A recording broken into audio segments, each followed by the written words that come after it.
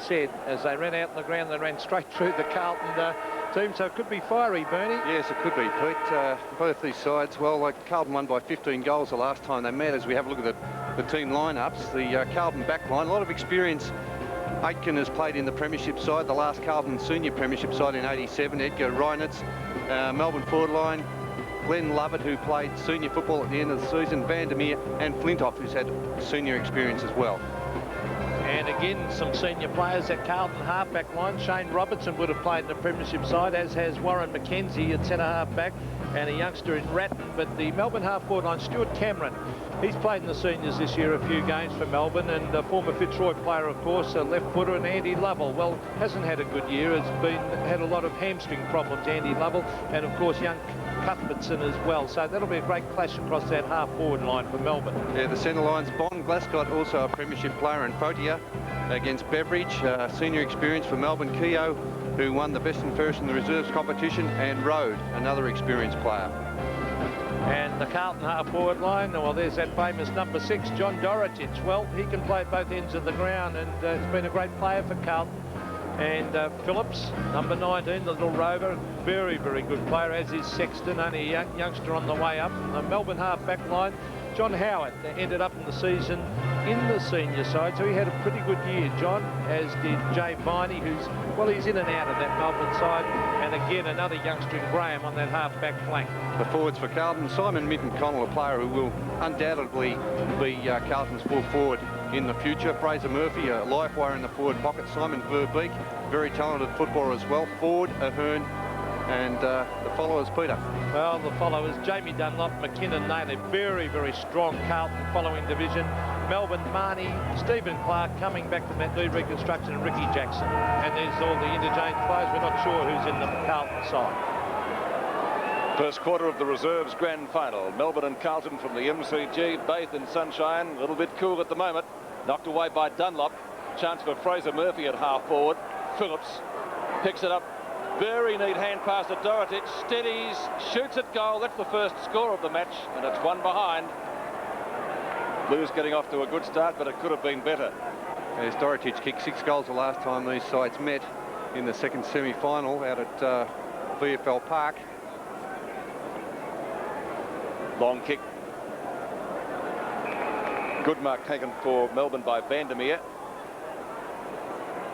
On to Lovett. That's Glenn Lovett. Picks up towards the centre wing position. Inboard it goes, Lovell. Chance for the Demons through Graham. Graham's kick up towards half forward. Now the Demons might be able to level the scores. Edgar, who's had senior experience, as the boys said in their introductions, boots the member stand flank. Umpire could have almost paid a mark there to Verbeek. The effort was certainly worthy of such, and we'll see a boundary throw in just past the 50-metre mark. Saw David Flintoff on screen too, former Hawthorn player. There's thigh pads on. Here's Ian Aiken. A quick kick to the half-forward line. Dorotich charges after it, but the ball beats both he and his opponent for today, Stuart Cameron, over the line. So they're not lining up as selected. Many, many positional changes. There's John Dorotich. Really has not had a good year, Bernie. No, Cameron was named centre half forward. He looks like he's playing in the back pocket. This is Rod Keogh from Castlemaine, the winner of the reserves best and fairest in the competition. And doesn't he look like Ron Barassi? And he is a good player too. Rod Keogh from that great gold mining town of Castlemaine up in the Bendigo League. I'll tell you what, he doesn't look like Ron Barassi as he looks now. I saw him playing last week at the Old Timers. Well, there's Rod Keogh. He's been caught now. I think he was too high, though. The umpire has deliberated, and he'll have to come back and kick over his mark. Very talented player, Keogh. I think he'll be a senior player next year for sure. To half forward, what a good mark that was. Now, the umpire's called play on. The mark for Melbourne was by Hickmott, the former Essendon player, Robert Hickmott. It's at half-back, Fraser Murphy charging after it. He's got back up support. It looks like Phillips. And in fact, it's not. It's his teammate, Chris Bond. They're very alike, those two, Chris Bond and Andrew Phillips. Centre wing. Only 1 point scored so far. Now that a mark? That's a free kick, according to the umpire. Going Carlton's way to be taken by Sexton. Just off the centre square, plenty of distance in the kick. The Blues this quarter should be kicking with the wind. Minton Connell It's a southwesterly here in Melbourne today, and with the open stand, the roof off the southern stand that is, that end certainly should be the one favoured by this breeze. Simon Minton-Connell, just a lot of the year through injury, kicks from right on 50, should get the distance with the breeze at his back, and he's done that. And the wind just taking it away again to the near side, one behind to the Blues, so 2 points. Carlton leading Melbourne yet to score in the reserves grand final. Under 22 minutes left in the quarter. See the kick there standing right up into the breeze. Vandermeer couldn't take the mark. He looks pretty tall. There's a scramble out there. Lovell to Glenn Lovett. The hand pass to Jay Viney. Too high, says the umpire. Jay Viney will take the free kick at centre half back. Short and a low trajectory kick kicking towards centre wing. Mark missed down there for Carlton by Bond. The Blues, however, get driven into attack. The ball was driven up towards their left half forward flank. Minton-Connell again doing battle up on the forward line with Rode. Of course, himself a former Carlton player. And was in great form in the seniors late in the year. A good duel with Dermot Brereton. So a boundary throw in 25 metres from the scoring area. In Carlton's attacking zone, Dorotic caught out of position. McKinnon stood his ground well. Chance for the Demons to get clear. Hand pass comes out to Flintoff. Kicks from inside the square, but not a good kick. Although in the end it does cover quite a bit of distance. Aitken ran straight at the ball, kicks it off the ground. Chance for Robertson, who tracks the ball towards the boundary line and sees it over. Shane Robertson, another one of those senior players who found it hard to crack that side this year, the senior team. There's actually 7 players who played in their 87 premiership side in this Carlton reserve side. Well, you wonder whether they'll have a clean out, Carlton. There's Andy Lovell or into the back of his opponent. Now let's see who's at the base of the pack. It's McKinnon. Not a bad player either, McKinnon. Is at half back to centre wing. Aiken at the back. Or touches it on, looking for Foda was good play, but good play by Big Vandermeer to the half forward line over the back of the pack. Stephen Clark, a quick kick, but it's taken by McKenzie. McKenzie coming across the face of goal. It's all Blues jumpers. He's looking for Phillips with a hand pass. Plenty of time. Great backup support. Phillips to the half forward line as an ordinary kick. And the mark has been taken by Ricky Jackson in defence across that half back line. Now he's going short. And he's found a teammate. And this is Darren Cuthbertson. Cuthbertson to the half forward line. McKenzie sets himself now. Was he shoved out? Umpire said no. And it's a good mark to John Ahern. 30 metres out from goal, directly in front. It's not a bad player, Big Johnny Ahern. He's had a bit of senior experience. Played a bit on the wing in the seniors and in the back line. He's still only 19, so he's certainly plenty ahead of him. Carlton have been forward twice for 2 points. Now Ahern, can he kick straight? Oh, he's hooked it slightly to the left. And he has missed. So I think conditions there today, Bernie, aren't going to be all that easy in this game or in the seniors, because that wind a little bit blustering. Yeah, it's a bit tricky out there, I think, Peter, and especially since they've removed the roof off that southern stand. I think the conditions, a few of the players have noted that the conditions are a lot more difficult. The wind plays a bigger effect on the match. Mackenzie's kick in, ultimately taken out of bounds by Simon Verbeek. Boundary throw in front of the pack members stand. And some of our colleagues were here in the rather early hours of the morning to set up the telecast, and they tell me these seats in front of us were taken by around about 7:30 or 8 o'clock. So the members indeed did get here early. Chance for the Demons now. This is Beveridge. Good centering kick, and that's a mark. Could even be 50. Mark is taken by Ricky Jackson. Directly in front of goal. Now he won't have any problems with the distance. Jackson likewise in great form in the seniors in the latter part of the year. McKenzie late on the scene there. He has got the distance, and the accuracy looks okay as well for 4 points. He taps it down, grabbed by McKinnon on the left foot and finds Dorotic. Good football out of that centre bounce. Now Dorotic is going short because he's got 2 loose men. He's looking for Phillips. Will it sit for him? He's got it. He's trying to get round on the left, but taken away beautifully by Melbourne. This is Peter Rode, who did so well on Brereton 2 weeks in a row. Now he kicks to centre wing. Charging after it for Carlton is Reynolds. Back it comes to Aiken. A quick kick to the half forward line, but the mark is taken down there for Melbourne again by Cuthbertson. Cuthbertson to the half forward line. Punched down again by that strong Carlton defence. Oh, In they go up. Great. This is Beveridge ridden into the ground. Centre wing McKinnon again. On to Fodia. South Australian. Oh, lovely daisy cutting pass and a good mark taken by Phillips. He's being hotly pressed there by Graham. Now Phillips onto the left foot to half forward. They need Dorotich to take a mark here. Marnie was over the back. Dorotich battling with him. Socket off the ground by Stephen Clark. This is David Flintoff. Almost brought down by Bond, but it's out to centre wing and Verbeek. Verbeek taps it on. Good play to Phillips. All the pressure's on here again by Verbeek as he taps it further afield. Back it comes to McKinnon. Cleverly done, McKinnon. Then he's lumbered, then he's caught and dead set holding the ball. Yes, he had a couple of chances, didn't he, Pete, to get rid of it. Beveridge kicks to centre wing, knocked down by Aitken. Ball booted high. The wind, I don't think, will keep it in. Two Melbourne players are there, and the grab is taken by Graham. Graham at the left half-back flank for the Demons. Short kick. Didn't get the desired result that he wanted. Lovett just about coat-hang it. And he'll take the free kick at the left half-back flank. There's Glenn Lovett from left half-back.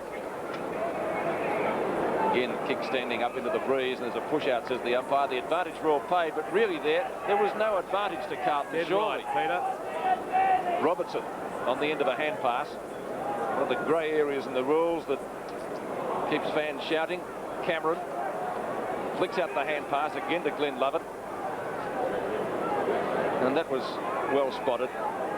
Beveridge kicks the half forward again. Bumped away. And Shane Robertson scouting the packs well. Glasgow, very experienced player. And little Murphy onto Phillips, who's been busy in the first quarter from a standing start. Kicks down to Dorotich, who is the target. Couldn't take the mark. Plenty of opposition down there. Minton Connell, can he do something with it? Snapshot is off target and shaves the behind post, so the decision is out of bounds. And the throw in right next to the behind post in Carlton's left forward pocket. 15 minutes and 20 seconds remaining in the term. A low-scoring affair. Carlton with a star-studded lineup. Some very big names in this side. That doesn't necessarily mean they'll win it, of course. Melbourne are a team of goers. It's in front of the Carlton goal. Oh, good play by Nailey. And eventually it's forced through over the line by Fotia. Yes, a behind to Carlton, but Nailey showing a touch of class in that passage of play. Excellent tackle there too by Peter Road. 1-1. Carlton looked as though they were going to kick an easy goal. There's Rod Keogh on the left foot to centre wing. Verbeek. Oh, good mark. Brilliant mark by Simon Verbeek. Former VFA star with Oakley. Now, he's nearly going to run into the man on the mark. Now elects to go back and kicks it to the half-forward line. Now, it should be a Melbourne mark here, and it is taken by Matthew Marnie. Finished the season in the seniors too. Big boy too, 200 centimetres. Well, he kicks to centre wing. Down the ground it goes. The kick to Dorotich. Over the back is Marnie or Fraser Murphy. He's got the pace. In after it again. Pressure being put on by the Melbourne players. But grabbed by Fraser Murphy at half-forward. Hooks it back at goal, and a good mark taken by Minton Connell. Well, that was fantastic play, wasn't it, from Fraser Murphy? He looked to be in all sorts of trouble, but backed up. He kept at it, persevered, and then swung the ball where Minton Connell had a chance to take the mark in front of goal. Simon Minton Connell. Won't be an easy kick. As you can see the boundary line, he might run out to the right a little bit. He does. Opens up the goal, slams, and I think he's kicked it. Yes, he has. Over piece of the MCG, but the Blues leading by 2 points. Goals hard to come by in the first part of the opening term. It's going to be Dunlop against Marnie. Marnie, who was one of the players on their overseas tour last year. Melbourne. Phillips to half forward for Carlton, and indeed then showed a lot of promise. It's a push out, says the umpire. Free kick going to Melbourne. Vandermeer will take it. Plenty of height with that boy, and indeed with his kick. Jackson at the bottom of the pack, missed out on it. Hand pass for Carlton, comes out in the direction of Bond. Bond's kick up towards the left centre wing position, and getting clear as Matthews, who's likewise had senior experience. Ball dropping short, and the grab is taken by Rapp. Out wide, Minton Connell. Gee, that was close to a mark. Seen worse paid. Poor good hip and shoulder there on Ratton. He might get a free kick. In fact, no justice in football. He's been pinged for holding the ball. Well, it was a strong tackle, though, Bertie. Well, it was, and he also copped a decent hip and shoulder there from Stewie Cameron. Free kick taken for the Demons. Up the centre wing. Bennett, wearing Mark McClure's old number. Number he carried with distinction for many years. Out at Princes Park. Oh, Minton Connell, mark of the day. Great grab. Yes, perfect ride, Minton Connell. He's not afraid to lead. And by doing that, he sometimes puts himself in the position to have the big fly from the back.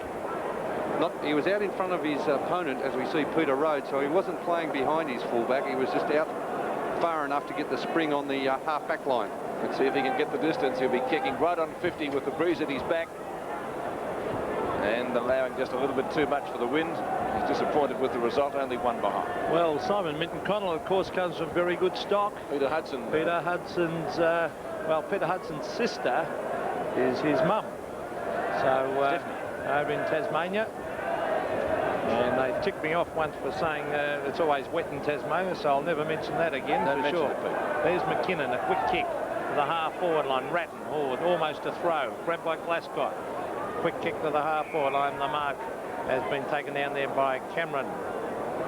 On it goes to Road. A lovely pass. Finds Beveridge. They're very good in the small man department with Ricky Jackson and Luke Beveridge. Centre wing. Oh, look at this pack of players. And a good mark coming across with Ashley Matthews, who's just come on the ground to replace Botia. Matthews looking for Dorotich, who waits for it and doesn't really attack the ball, and the ball beats him over the line. Looking a little bit sluggish today, Johnny Dorotich. Not leading really hard enough at the ball in the early parts of the game. Well, it's at half forward for Carlton. Dorotich doing the ruck work. Keogh, a fresh air shot. Dorotich cleverly. Fraser Murphy. Oh, great skills by Fraser Murphy. A quick kick up in front of goal. It could be a goal. Or is it a free kick? No, it's a holding the man decision against Simon Minton Connell, and it will go to Peter Rowe. Well, that's unfortunate because that was magnificent play by Fraser Murphy. How he weaved his way through that pack. Beautiful balance. Free kick to Rowe, and a huge pack of players again. Out of bounds. Ricky Jackson's blonded his hair a bit. He's grown it, certainly. So boundary throw it.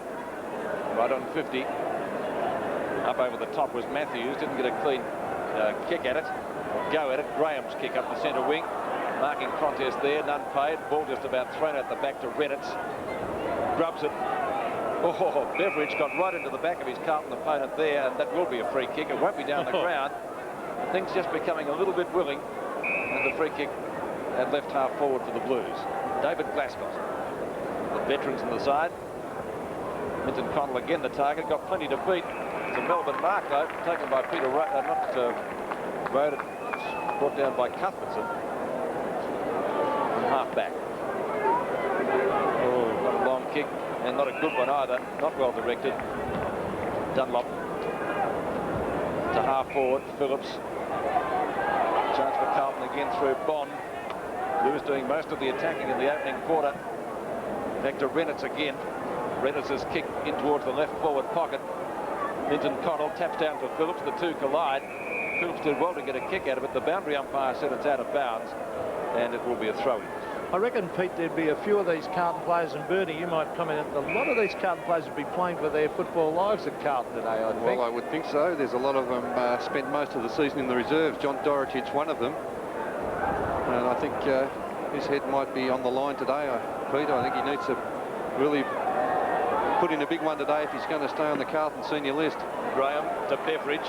Beverage's kick likewise caught by the breeze. That's out of bounds on the full. And Luke Beveridge just ran straight back and ran into Redditz, and well, a bit of feeling there, and still having a bit of a dip, as we see on centre wing. This is Dunlop, Jamie Dunlop. He's been around a while too. Now he's on the left foot. He's going short. They're making a lot of space, some of these Carlton players. This is Simon Babik, again a loose player. Out wide, the short chip is from McKenzie, and he finds his all the markers dropped there by Sexton, gets himself into all sorts of trouble.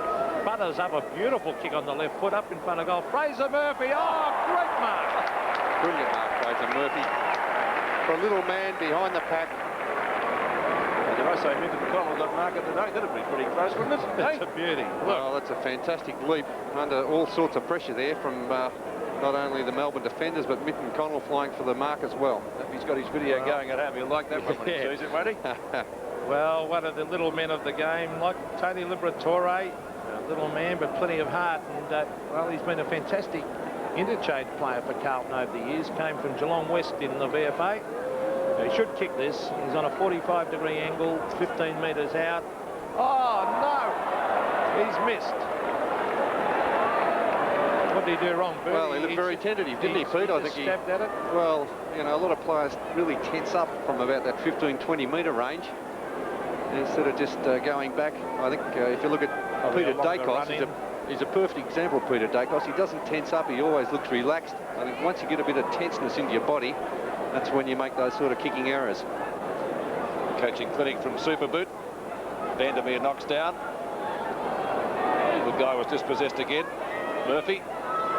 Chance for the Demons. Phillips. Oh, he copped one a little bit too high. Umpire says play on. Dunlop didn't appreciate it either, Pete. It's on behind play. It's decent old dish up. Well, we sort of half expected this, didn't we, Case? Continuing. It's a goal. Dorotic, it was a great kick by Dorotic from the boundary. Oh, it's on now. That's really... Oh, a couple of real hard ones thrown in. You saw it? Well, it started with a Hearn when he floored one of the Carlton players, and Jamie Dunlop came in and remonstrated with him. Well, this is funny. The umpire's gone back. The umpire's going to bounce the ball in the centre of the ground. The fight's still going on. There's 20 players. Only two and they bounce the ball. There's 3 players in the centre. I've never seen that ever. Here goes Melbourne. They're getting away with the ball here as it's taken by Howard. Down the full forward. Now, how to move? They had to score a goal with all that going on. McKenzie takes it away. Kick out wide. Babik takes a slip sketch, but I've never seen that before. I tell you what, Pete, it worked, because as soon as they saw the ball being bounced, all the players immediately gave away the fighting caper and went after the ball. Flintoff, on to Jackson. Play on, calls the umpire. Ricky Jackson on the left foot to half forward, and the ball floats through for a behind. But a bit of feeling out there, and well, it started before the game when Melbourne ran into Carlton as the one side was coming one way and one the other, and they crashed into each other before the game even started. McKenzie, 2-5 plays 1-2. Carlton in front. It's at half forward for Melbourne. This is Ricky Jackson on the left foot, cleverly trying to centre it, but Nailey chipped in. Good play by Nailey. He's been a great player over the years. He chips it to half back. This is at number 40 for Carlton. I was going to say Ashley Matthews, but it's Brett Ratton to half forward. And the mark is taken by Cameron. Melbourne get away again as it's taken by Graham. A further hand pass to the half forward line. That was Hickmott getting flattened, and the free kick will go to Hickmott on centre wing. Hickmott with the free, left centre wing in bright sunshine, but believe me, it's certainly not summery. The Demons now through Cuthbertson to half forward, and this might be a chance for a goal. Mark has been taken by Keogh. Quickly onto Lovell. Lovell turns around and boots it through. For Carlton lead by 3 points, but we must remember Brent Heber, his first AFL senior game, kicked 5 goals here on this ground, so he is a good player. Oh, that's red. It's dropped it red hot. Oh, that is a very lucky free kick. That was a strong tackle by Clark on Reynolds. I thought it was holding the ball. I agree, Pete. He had the ball. He was entitled to be tackled. To half forward, Dorotic might have been held then. Melbourne through Lovell with a hand pass. Fraser Murphy punches it away. This is Cameron onto the left foot. Centre wing and Flintoff. Oh, good strong play by Bond to put the pressure on him, and now the umpire will come in and bounce, and again a little bit of an altercation. Well, reserves grand finals have been notorious for the odd temper, and we've seen that already today in this match. The bounce centre half forward for Carlton. Dunlop got pretty high. Glenn Lovett kicks the ball back to Glasgow. Gee, that just travelled the required distance. The umpire did pay it. And it comes to Verbeek. That was touched off the boot. There's a bit going on with the two ruckmen too, Hearn and Jamie Dunlop. Well, big pack of players down there, and Vandermeer getting ridden into the ground, and he'll take the free kick for a push in the back. Centering kick. He's done well so far, Vandermeer. Down towards Howard. Renitz. Fraser Murphy, who's been very busy, especially on the forward line. Had a goal taken away from him after a free kick was paid. This is Phillips at the right half-forward flank. And has picked out Luke Beveridge. Not intentionally, obviously. Renitz again. Robertson still inside the square. Will go long. Low trajectory punt kick. And the mark is taken by John Dorotich right on the 50-metre mark. Now, with the breeze at his back, he should be able to get the distance, Dorotich. It's a southwesterly today. And I know Magpie fans, if Peter Dacos had it, will be yelling for the talk. And see what kick John Dorotich goes for. Drop punt. Appear to be the preference, and it is. And the mark on the line is taken by Road, but it's one behind. So behind to the Blues. 2 goals apiece in the opening term. 18 plays 14. Carlton leading by only 4 points. And of course, they do have the wind. Ground still pretty slippery. Lovell slips over right near the boundary line. There is a whistle, and it's going to be a free kick. Yes, another behind the play incident then. Nothing too serious, of course, but it was a free kick paid further afield. Andy Lovell, centre wing. 2 bites of the cherry. Jamie Dunlop is always quick to throw the arm out and ready to chop someone. Or he's pretty aggressive, isn't he? Yeah, very aggressive player, Jamie Dunlop. To half-foot. Oh, good mark taken for Carlton by Sexton.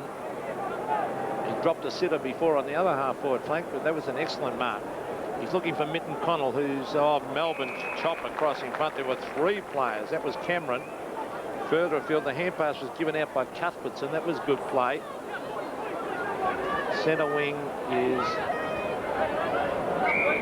number 43 for Melbourne is Andrew Ford. But we'll report on Rod Keogh. Michael Roberts is on the boundary. What's the report, Mike? Well, Rod's got his foot up at the moment, heavily iced, and they're working on his left ankle to get some feeling back in his foot.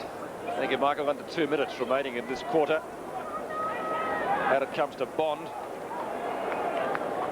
Flicks out the hand pass. It was intended for Murphy, but he slipped over. Phillips picks it up, gets it back to Bond. He could have a shot for goal from 45 metres out. Minton Connell in front, almost takes the mark. Road at the back. Opportunity for Marnie. Ball socket clear up towards 50. Vandermeer. Oh, picks it up well for a big fellow. And decides to go for a bounce.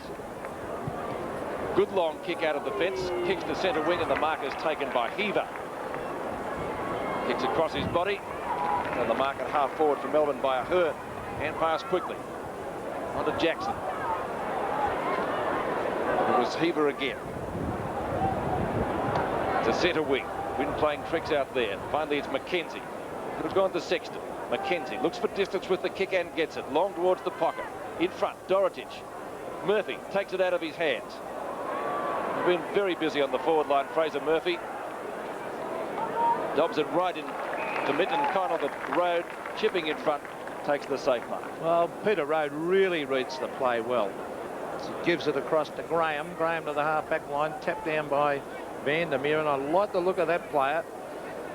McKenzie, the half-forward line. Over the back is Phillips, on the right foot, straightens up and lets fly a goal, and I think he's dobbed it. Yes, he has. Phillips' first goal. There's perfect roving there by Phillips behind the pack. Andrew Phillips, only 20 years of age. A good prospect for the Carlton side. Played a few senior games. 2 Melbourne players making the mistake of flying together. And made it very easy for Phillips, staying at the back of the pack to snavel that one and kick it from a very difficult angle. Back into the centre, only 10 seconds remaining in the half. McKinnon for Carlton. Blues again into attack. Can they get another score? Minton Connell applies the tackle. It's ineffective. Rhodes kick out of bounds. Not on the full. Boundary throw and will take place. If in fact we have time, we don't. And so that will bring the score at quarter time. A 10-point lead to Carlton. But they had the breeze in that term. 3-6-24. Melbourne 2-2-14 in the reserves grand final for 1990. Final roundup tonight at 9:30. Highlights, interviews, crosses to the after-match celebrations or whatever. And if it happened on grand final day, you'll see it tonight. Melbourne viewers at 9:30. Quarter final. Start again. Quarter time in the reserves grand final. 3-6 to 2-2. Carlton, Dorotich, Phillips and Minton Connell, the goal kickers for the Blues. And for Melbourne, Lovell and Jackson. Today's match is part of the CUB AFL 1990 Premiership season. And we've got the tongue back in gear. Bright sunshine here at the MCG. Cool southerly wind. Bernie Quinlan, how did you see the first quarter? Well, I think Melbourne should be pleased with themselves. They appeared to be kicking into the breeze. And, well, they're only 10 points behind at quarter time. Carlton, of course, beat them by 15 goals last time these two sides met in the second semi-final. Will be much more difficult today. It was perfect conditions that day. The breeze is very tricky here at the MCG. And even though we've seen a few very good high marks, I think Carlton probably didn't use the breeze as they would have liked in that first quarter. See that into what a magnificent mark there by Simon Minton Connell. I think he will be a future 100 goal a year full forward. Great mark there by Fraser Murphy also. But Carlton had the ball on their forward line on many occasions and really just didn't make the most of their many forays into the forward line. Second quarter about to begin at the MCG.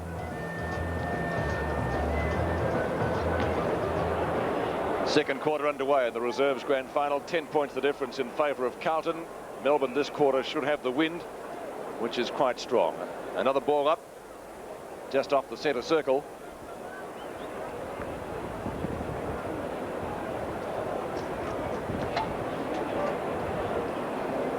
Tapped down by Dunlop. Some aerial ping pong here. Ball finally booted up towards half forward for Melbourne. Chance for Robertson and Verbeek. They're fighting for it, the two Blues. Holding the ball decision, Pete. Laying over the ball, both the Carlton players not making any effort. And Brent Heaver, who, as Peter McKenna said in the first quarter, in his league debut, booted 5 goals. Outside 50. Allows for the wind. It brings it back, but not enough. Off the edge of the square, and that's a mark. So the Demons should be getting off to a good start. Ahern. It's a pretty lively type player, Ahern. Well, they've got some height out there, Bernie, haven't they? Yes. With Marnie, Ahern. That's a strong grab on the forward line. 6 from 20 metres out. And a goal. And that's just the start that Melbourne wanted to get the second quarter underway. 3-6 to 3-2. There's big Johnny Ahern taking that mark. Not an easy mark to take there. He stood in front of the pack. A torpedo from Heaver. Spiral punt into the forward line. And magnificent anticipation. Kept his eyes on the ball all the time under a lot of pressure. Got the front position. Wasn't afraid to hold that position and keep his eyes on the ball. Head up. Strong pair of hands.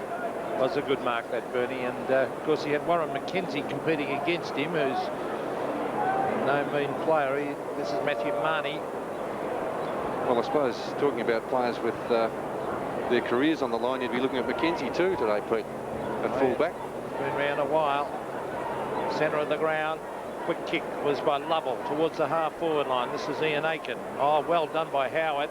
But taken away by McKenzie. McKenzie with a left-handed hand pass, a good one too. Finds Bond. Oh, Bond is dispossessed. Good tackle. And is forced over the line.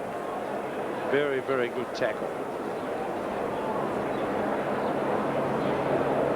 It was Howard. John Howard. So for a tall running player, he's very strong on the tackling side of his game. There's a quick hand pass. Comes out to Ricky Jackson towards the half-forward line. Oh, good play that by Stephen Clark. Quick kick is by Glenn Lovett.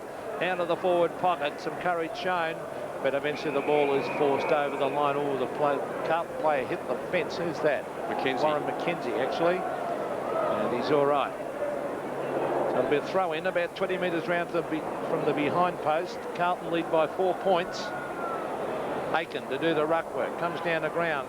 Flintoff, a quick kick. Players charge in after. That's Phillips doing the roving. The kick to the centre of the ground, but the mark is taken by Marnie. Plenty of height on him. That's a good kick too. He's got onto that one. But the desired result, not what Melbourne wanted. And this is Reynolds over the top. David Glascott. Glascott chips it to the right centre wing, and Sexton hung to the boundary line with his kick.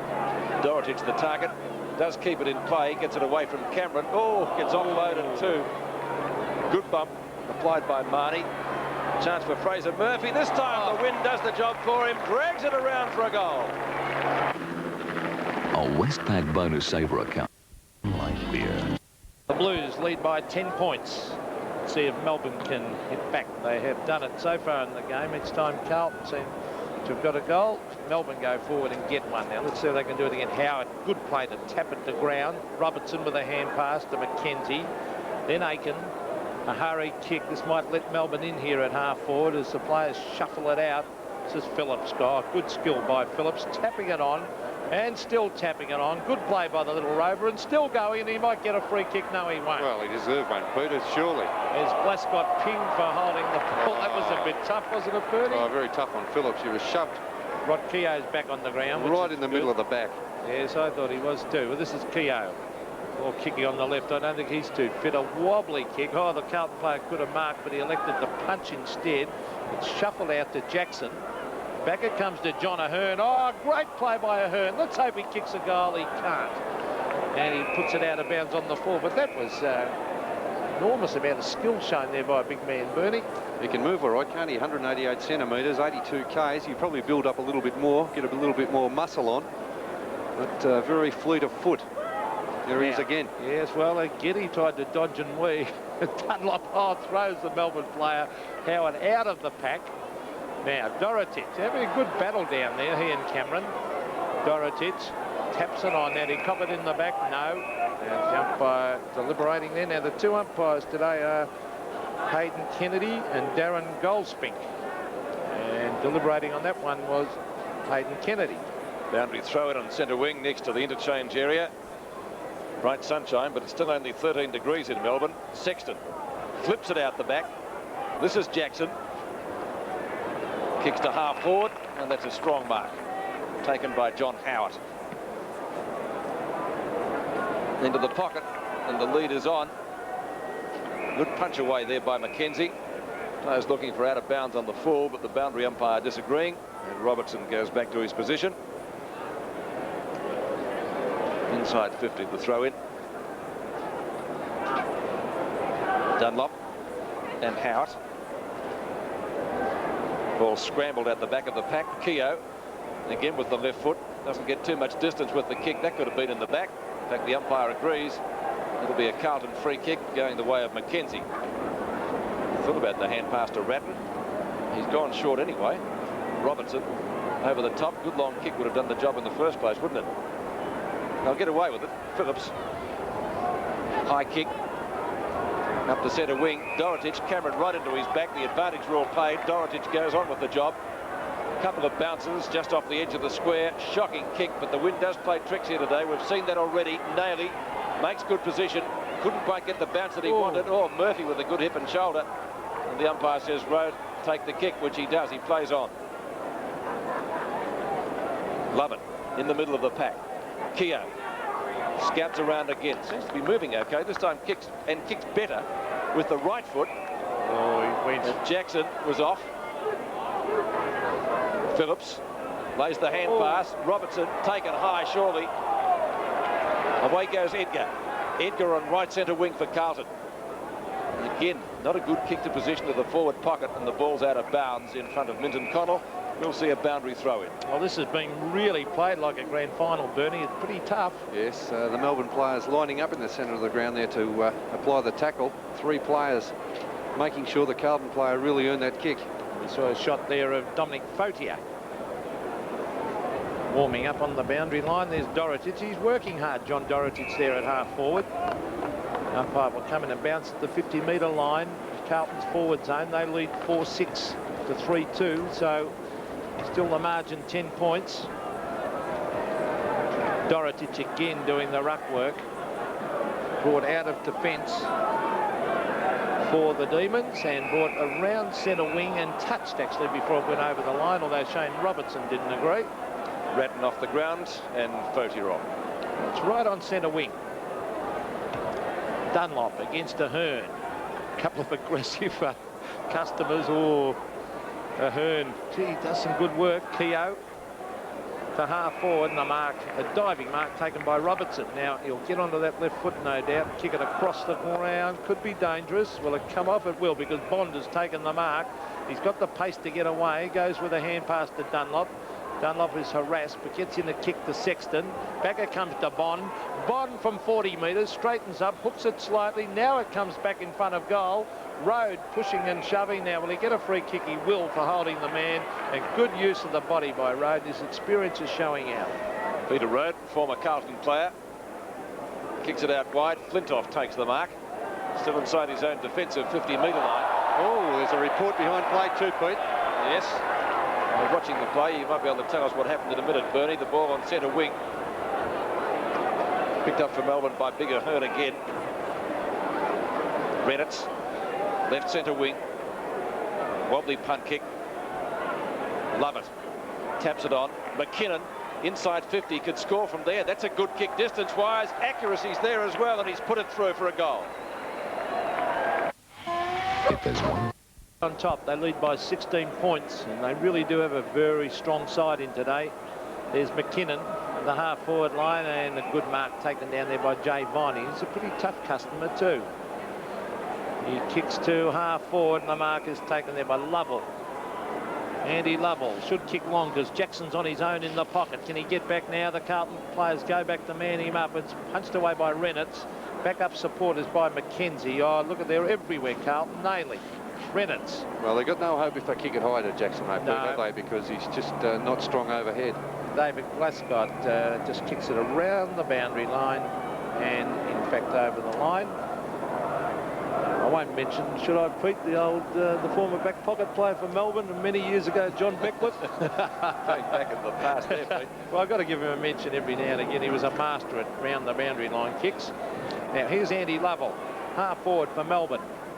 Oh, wobbly kick, but it might come off here. A quick hand pass. Still Melbourne through Flintoff.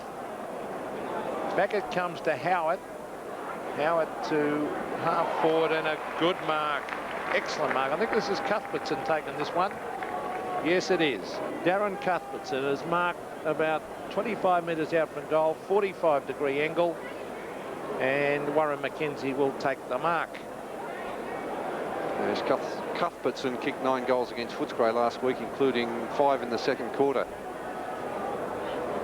Well, here he is from right in front. He swings it back and sneaks it in for a goal.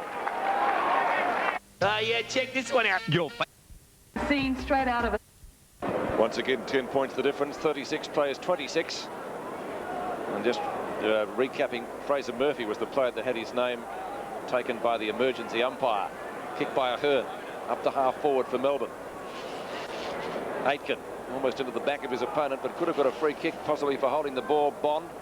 Jackson flips it out quickly. Flintoff back to Jackson. He was covered though. Edgar taps it towards the boundary line. And/or Robertson still in play. Jackson keeps it in. Chance for Clark. Beveridge, if he can pick it up and kick quickly, he should be able to score. He does. And has missed, I think, for only one behind. Terrific team play though, that Bernie, wasn't it? Well, you'd have to be impressed with Melbourne's backup tackling support that they applied there to Carl. 9 points the difference. McKenzie kicks in. We saw John Northey looking on interestedly. 13 minutes left before half-time.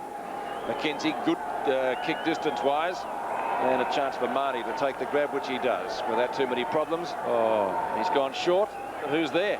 That is an awful kick, wasn't it? Well, it was meant for Clark, but well over his head. He had no chance of taking that mark. Robertson to Edgar, and Carlton gets clear. Centre wing, punched down the ground by Hickmott. Bond for Carlton, looks for Fautier. Well, just flattened as he went to pick it up, and he'll get a free kick. He might have copped one in the head. Dominic Fautier. The half-forward line. Naily is the flyer, and then attempts to punch it. Oh, cleverly done by Phillips to Glascott. An underground pass, that one. And eventually it's forced over the line. Halfway between centre wing and half forward for the Blues. They lead by 9 points. Marnie. Oh, look at that thump. 30-metre thump, but it goes straight to the Carlton player in Edgar. Edgar to Dorotic. Dorotic was held, and after it again, Dorotic. That's good football. Well done to Reynolds. Reynolds straightens up from 30 metres and pops it through for a goal. Excellent play that by Dorotic. As Carlton move on to 6-6, Melbourne remain on 4-3. Yes, Dorotic is a worry in that forward line to Melbourne with his strength. Have a look at this in replay. Not quite able to get to that mark, but able to fend the Melbourne defenders off. I think the free kick was paid against Peter Road there for holding the man after Dorotic had got rid of the ball, but the advantage paid. And a very good goal to Reynolds. 6 Carlton players have now kicked goals. Back into the centre. Beautiful bounce by the umpire. Dunlop wins it. Lovell. Then it was for Melbourne, taken away for the Demons by Ford. Kick up towards the half-forward line. Who's going to pick this one up? McKinnon does it beautifully. Sexton. Nice hand pass to Dorotic. He'll go over the top again. Second grab to Minton Connell. Can the Blues still get something out of this? The idea was right. Minton Connell's kick smothered. Murphy, who's had his number taken, snaps at goal, but has put it through for only one behind. Well, everything right there except the final kick. Well, if anyone argues about whether you should run at the man who's coming in at goal, I think that's a perfect example. Bernie, do you agree that you have to run at him? Well, that's right, but a little bit casual, Johnny Dorotic, with that handball. It looked home and hosed, a certain goal to Carlton. It didn't allow enough elevation to get it over the man who was coming at him, and that was Peter Road. Luke Beveridge sees the ball safely over the boundary line for a throw in the middle of the interchange area. Under 11 minutes remaining in the half. Been a good game of football under rather tricky weather conditions. Chance for Hickmott. Kicks to half forward. Marking contest, none paid. Flintoff. Hand pass over the top as he gets shirt fronted. Promising forward move by Melbourne's Keogh. Up into the pocket, and Clark takes the mark. 50. That's got to be 50. Yeah, that should be 50. That's 50. The umpire shaking his head. He's not going to pay it, Pete. That was well and truly after he marked the ball. That's weak umpiring, that. Exactly. Let's have a look. Mark, now look. He's a fortnight late. Yeah, fortnight. You're right, Pete. That's definitely 50. So Clark, great comeback by him after a knee operation, knee reconstruction, I should say. And he's great credit. He's playing today. I'll say it is. That's a fantastic effort. That'd be one of the quickest recoveries, I'd say, Bernie. Yes, I think he holds a record, actually, Stephen Clark, for getting back into football. Happened earlier in the season. Well, here's Michael Sexton with this ball and half back for Carlton. Round the boundary line. The flyer at the back is Verbeek, and I would have almost paid that. There's Keogh ridden into the ground. He'll cop a free kick for that one, no doubt. Rod Keogh, he's a good player. I reckon he'll be a senior player, regular one next year. Keogh to half forward, a chance for a Melbourne mark, and it's a good mark. And it's taken down there by Andrew Ford. He had his name written all over that. Now he's going short to the pocket. The lead is on, a beautiful lead. And this kid moves well, Bernie. Well, that's a magnificent lead, wasn't it, Pete? Well, a very definite lead, and that's what you like to see from a full forward. Well, there was another one earlier in the quarter. He didn't quite hold it out in that flank there, Cuthbertson, but he leads quickly and deliberately and looks as though he really wants the ball. From 25 metres, he stabs it through for a goal. Much closer. They're trailed by 10 at quarter time. It's Marnie against Dunlop at the centre bounce. But they're hanging in there, Pete. They are. More than just nuisance value. Not letting Carlton get clear. Marnie wins it, but only just. Well, break away from the centre and brilliantly done by Lovell. Now where's Cuthbertson this time? He's got it again. Gee, I thought it was a mark. Looked like a mark. Reynolds throws it out in front of him. That could have almost been a free kick. Clark's kick marked by McKenzie, who looks for 50 and gets it. Well, that wasn't touched off the boot either. There was no one there. That was a mark, wasn't it? Well, it appeared to be a mark, unless he, as he turned his back to us, it hit the ground, Pete. I don't know. It must have spilled off his chest. I've seen worse paid, Bernie, I must admit, but they're closer than we are. And let's leave it at that. But it certainly was one that Melbourne would have liked and could have done with. Fotier, did he get a hand to that? Leave that to the boundary umpire. He did. So a boundary throw in to take place on centre wing. Fotier has had a stint on the bench so far. Bright sunshine, but a cool wind on grand final day. Luke Beveridge, smothered well by McKinnon. Knocked down by Dorotic. Beveridge again. That's out of bounds on the full. And indeed the reward for tackling going Carlton's way. McKinnon to take the kick, and he's already kicked a goal for Carlton, and indeed he did that in this quarter. Centering kick up towards half forward. No mark paid. Chance for Jay Viney. Fires out a lightning hand pass, and Lovell will get Melbourne clear. Andy Lovell had no one to kick it to. He probably went the wrong way, as it turned out. And the only one man there was Shane Robertson. Now, Robertson will go to the half-forward line, a wobbly kick, but he finds Fraser Murphy. He's got great pace, Murphy. He's got plenty of time to kick a high floating drop punt up in front of goal. But Melbourne, they're doing pretty well at the moment. It's Marnie taking the mark. He's looking for an option. No one moving, so he goes for the torpedo punt, a floating kick to centre wing, punched down by Dunlop. Fodia and McKinnon are there to combine. McKinnon gives it to Fodia, then a short pass further afield, and Sexton has taken it. Now the short one is on. The lead is there, too high, thumped the ground by Rode. Well done by Ahern. Good play this by Melbourne. This is Stephen Clark coming through centre. The half-forward and chipping in was Jackson. He read that beautifully. Now where's Cuthbertson? The lead should be on. Yes, it is. Out he comes, and that is... Oh, he's dropped the centre. And McKenzie waits at the back, and the lead was beautiful. The kick was good, and he just dropped the mark. What a shame. Yes, everything was right except the execution of the mark. It was a hard mark to take there, wasn't it, really? No. Well, he should have taken it, Pete, out in front. No pressure. I don't know about no pressure, but anyway. It's easy from up here. It is, isn't it? Dunlop gets front position. Couldn't do much with it. Jackson, always elusive, close to goal, but not this time, Ricky Jackson. McKinnon boots the ball clear, but there is a whistle on play. It's out of bounds on the full now. Should have been a free to Jackson anyway. The ball had gone. He was dragged to the ground. How did he get rid of it, Pete? Did he handball it out? Or did he lose it in the tackle? Ricky Jackson. It didn't matter because well after that he was still being dragged to the ground. He couldn't believe he didn't get a free. But I thought Ahern was going to take it, but it's going to be Keogh. Oh, Ron Barassi stuff indeed. Kicks with the left foot. Seems to kick better with the right, but he favours the left.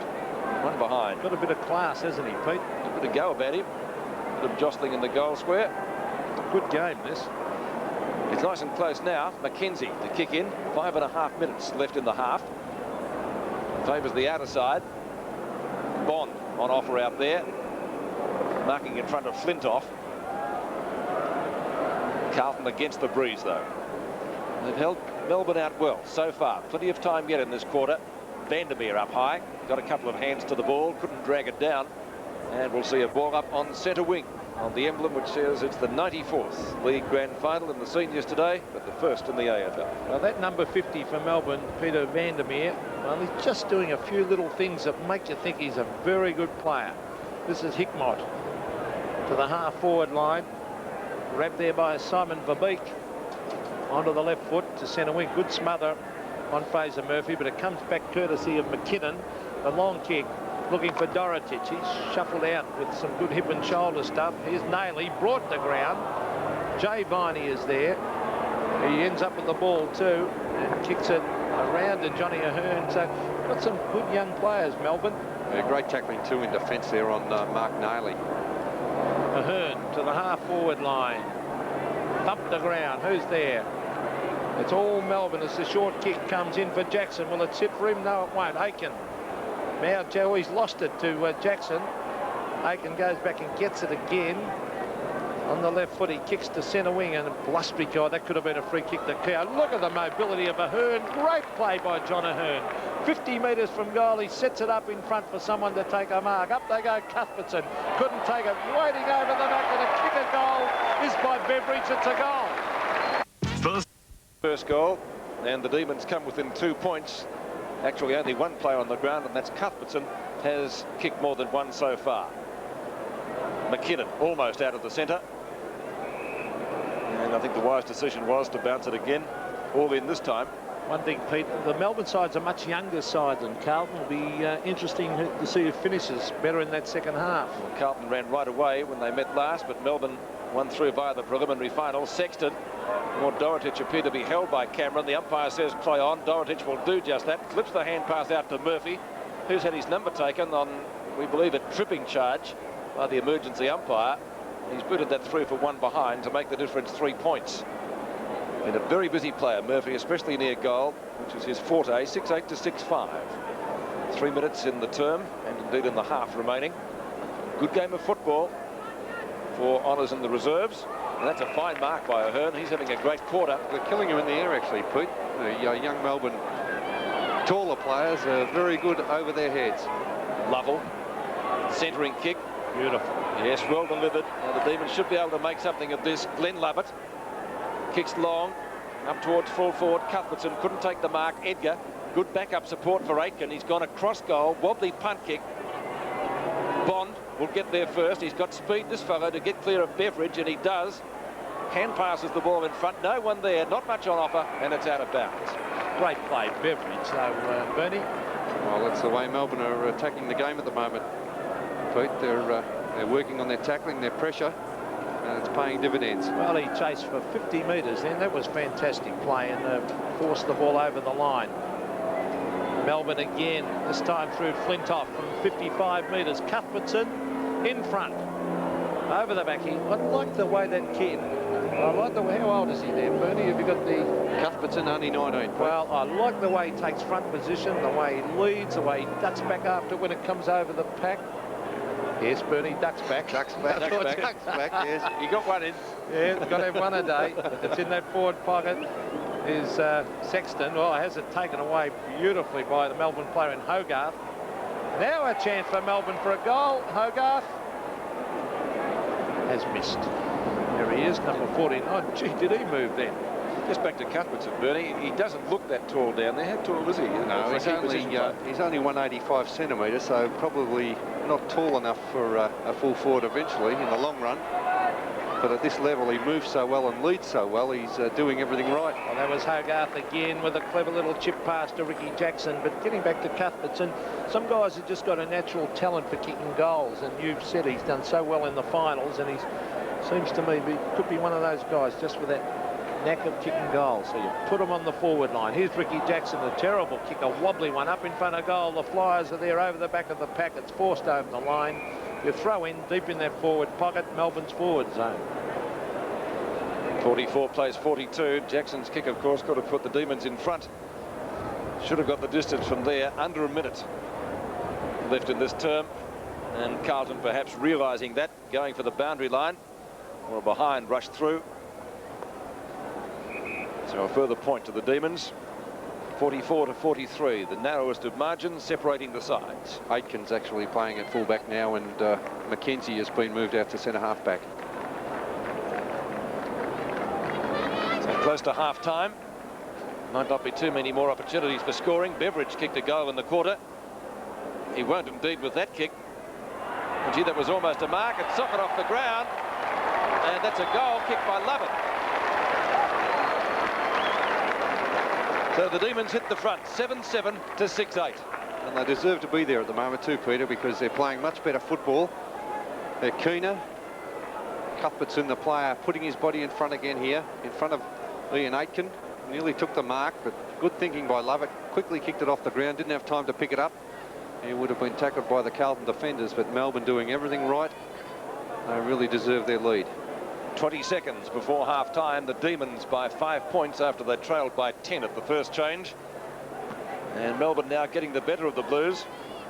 Ineffectual ruck work, neither ruckman getting it out of the centre. Sexton grabbed seemingly when not in possession. And a big pack of players descending on it. And we'll see another bounce. McKinnon hands it back. He's one of Carlton's goal kickers. Bounce again. Knocked down by Marnie, and there is the siren for half-time with the Demons leading 7-7, 49 to Carlton 6-8, 44. The Blues having the best of the first term and the earlier part of the second, gentlemen, but a good comeback by Melbourne. Yes, Pete, Melbourne by far the better tackling side in this match, as they proved, and their ruckman doing well. Marnie and Ahern, I've been very impressed with Ahern, the way he moves for a big man. Marnie has taken some excellent marks overhead. Cuthbertson at full forward doing well. And the whole Melbourne side really tackling, chasing, doing all the hard things that you would expect in a grand final. Fraser Murphy's been a good player for Carlton around the forward pocket. He has kicked inaccurately. He's only kicked 1 goal free, 2 points in that quarter. Okay, so repeating the score at half-time, 49-44 in favour of Melbourne from the MCG in the reserves grand final. We'll take a break. Back in just a minute. Centres the ball. Ablett. Mark 1, Gary Ablett, Geelong. Mark 2, Troy Bugle, West Coast Eagles. Mark 3, Nicky Winmar, St Kilda. Mark 4, Darren Mullane, Collingwood. Mark 5, Michael Mitchell, Richmond. There are the phone numbers you need to know for Gary Ablett, Troy Ugle, Nicky Winmar, Darren Mullane and Michael Mitchell. Take note of them now, but there's no real hurry if you can't get through just at this present stage, because you do have until 4 o'clock Eastern time this afternoon to cast your vote. So there are the numbers. Good luck, and we hope that you could come out a winner. And just a reminder this weekend too, while you're taking note of the numbers, excitement in the NBL certainly reaching a fever pitch. It's the semi-final time. The Brisbane Bullets taking on the Eastside Melbourne Spectres, and the Perth Wildcats battling the North Melbourne Giants for the right to play in the grand final, the NBL semi-finals. Check your local guides for details of telecast times. Well, it's a delightful day here in Melbourne.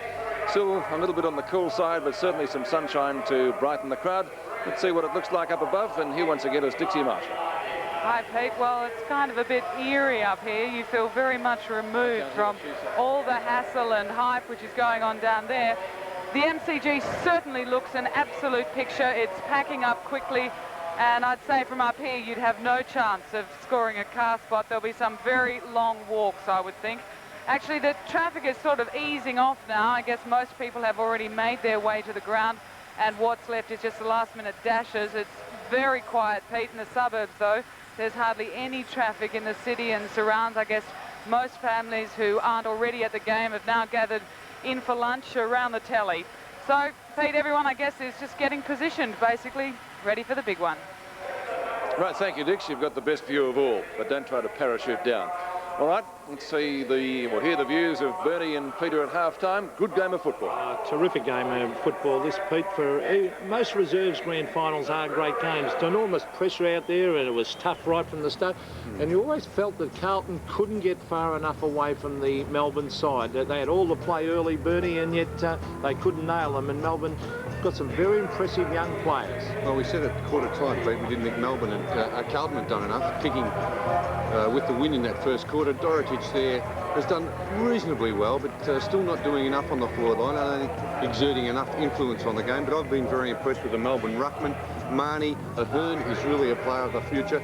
Cuthbertson at full forward looks good, but also it's a proven fact that the side that tackles the most in grand finals is usually the side that wins, and Melbourne is doing just that. Well, there's another example of that young Cuthbertson at full forward. He wrestled and pushed and shoved. Eventually, because he's competed hard at full forward, it's resulted in a couple of goals. As we look at the match stats, well, you can see it's very, very even in the kicks, handballs. Well, Carlton, they've gone via the Cape at times with some of those handballs. I think you'd agree, Bernie. I would, Pete.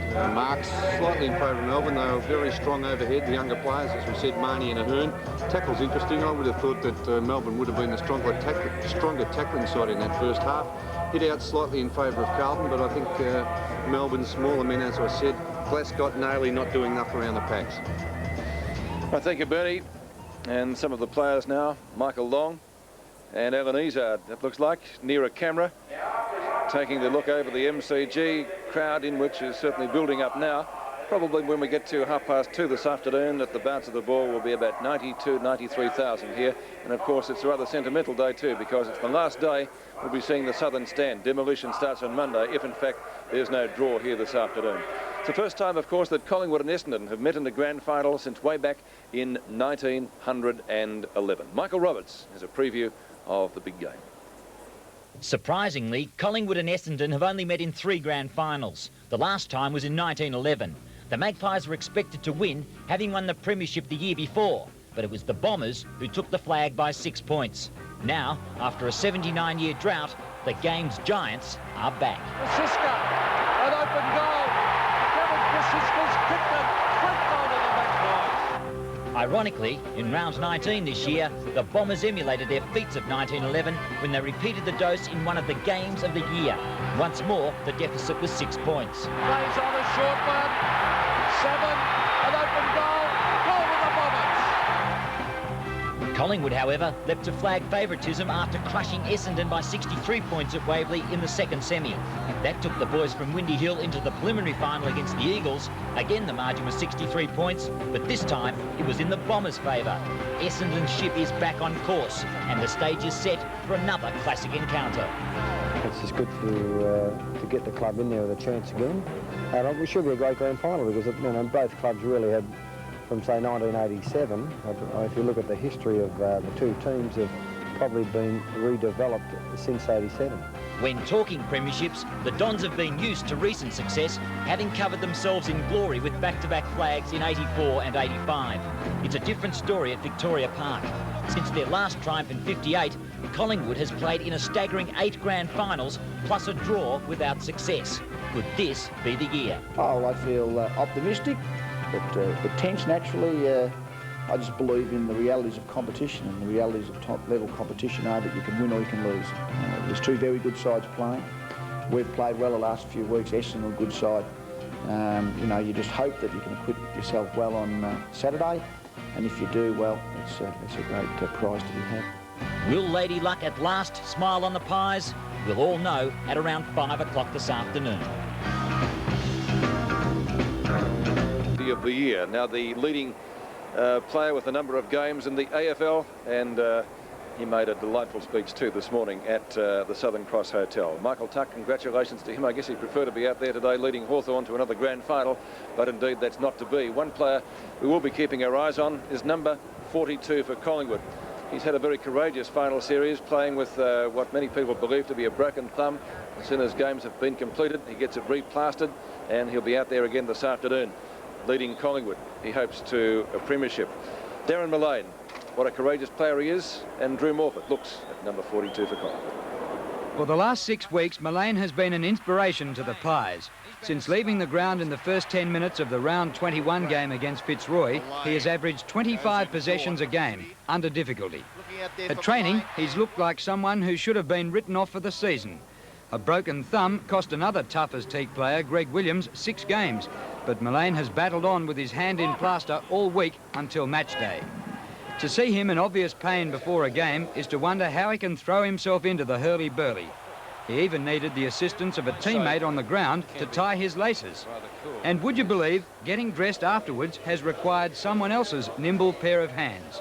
So we have to marvel at the courage needed to mark and handball in the chase for Collingwood's first flag for 32 years.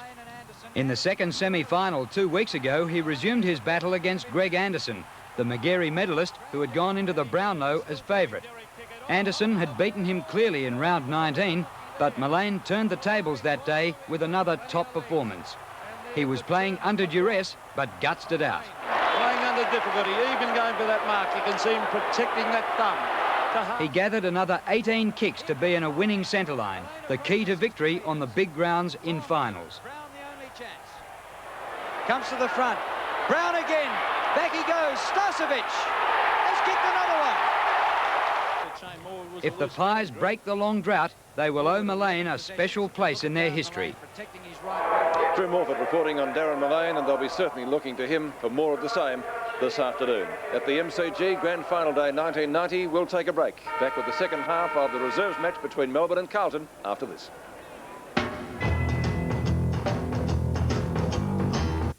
Sensational start for the second half. Well, there were fights on everywhere, Pete, before the umpire bounced the ball.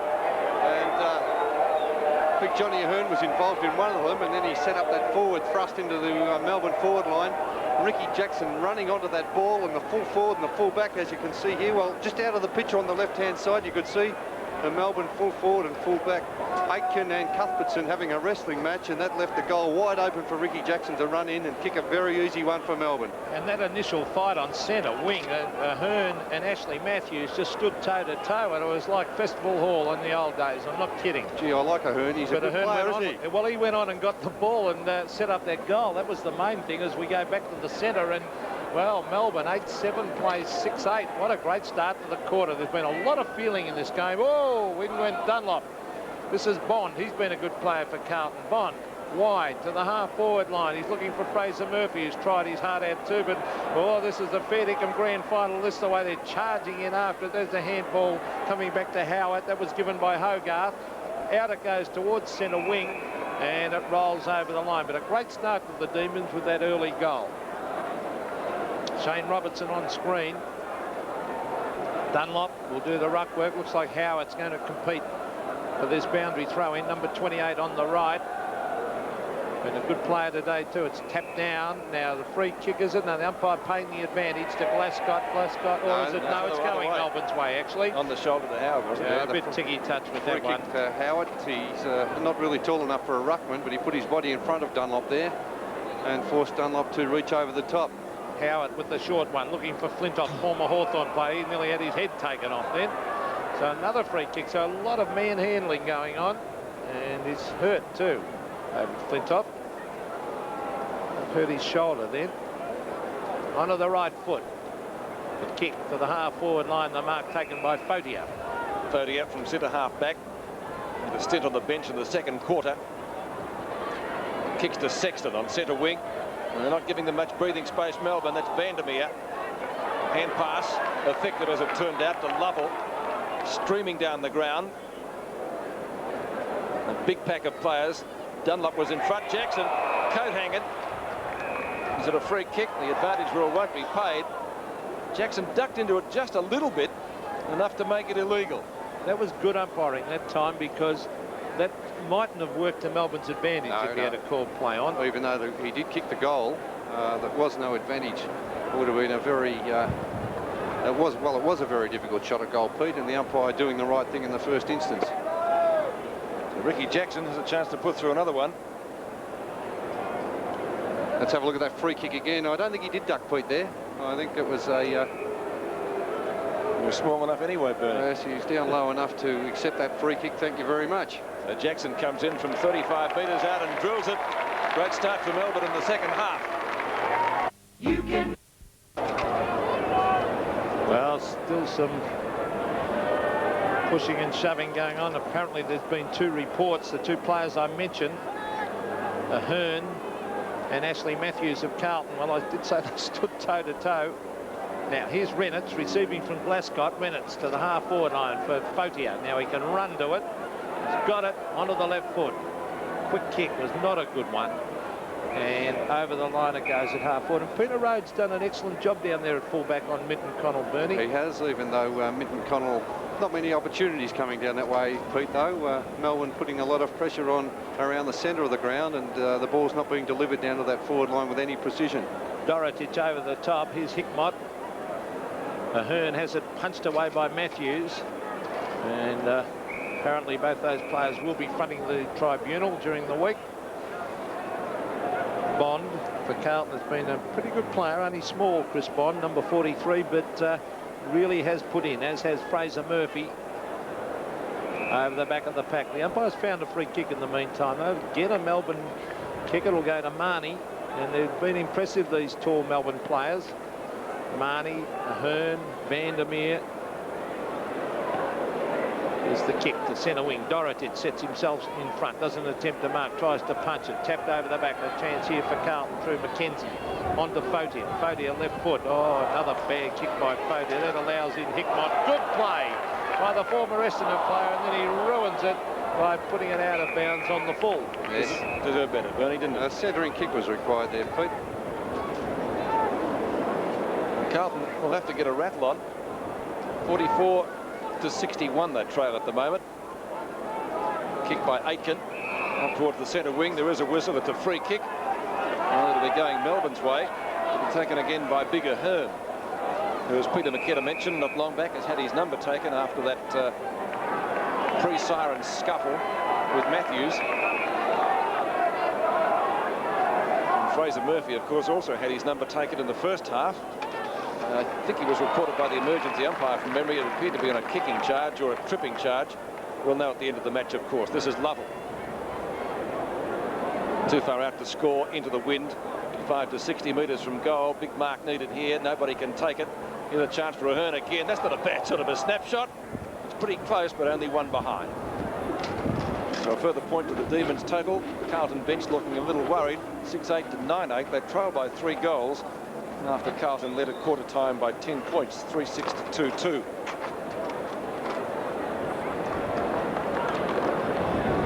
Rennett's to the outer side. McKinnon has kicked a goal.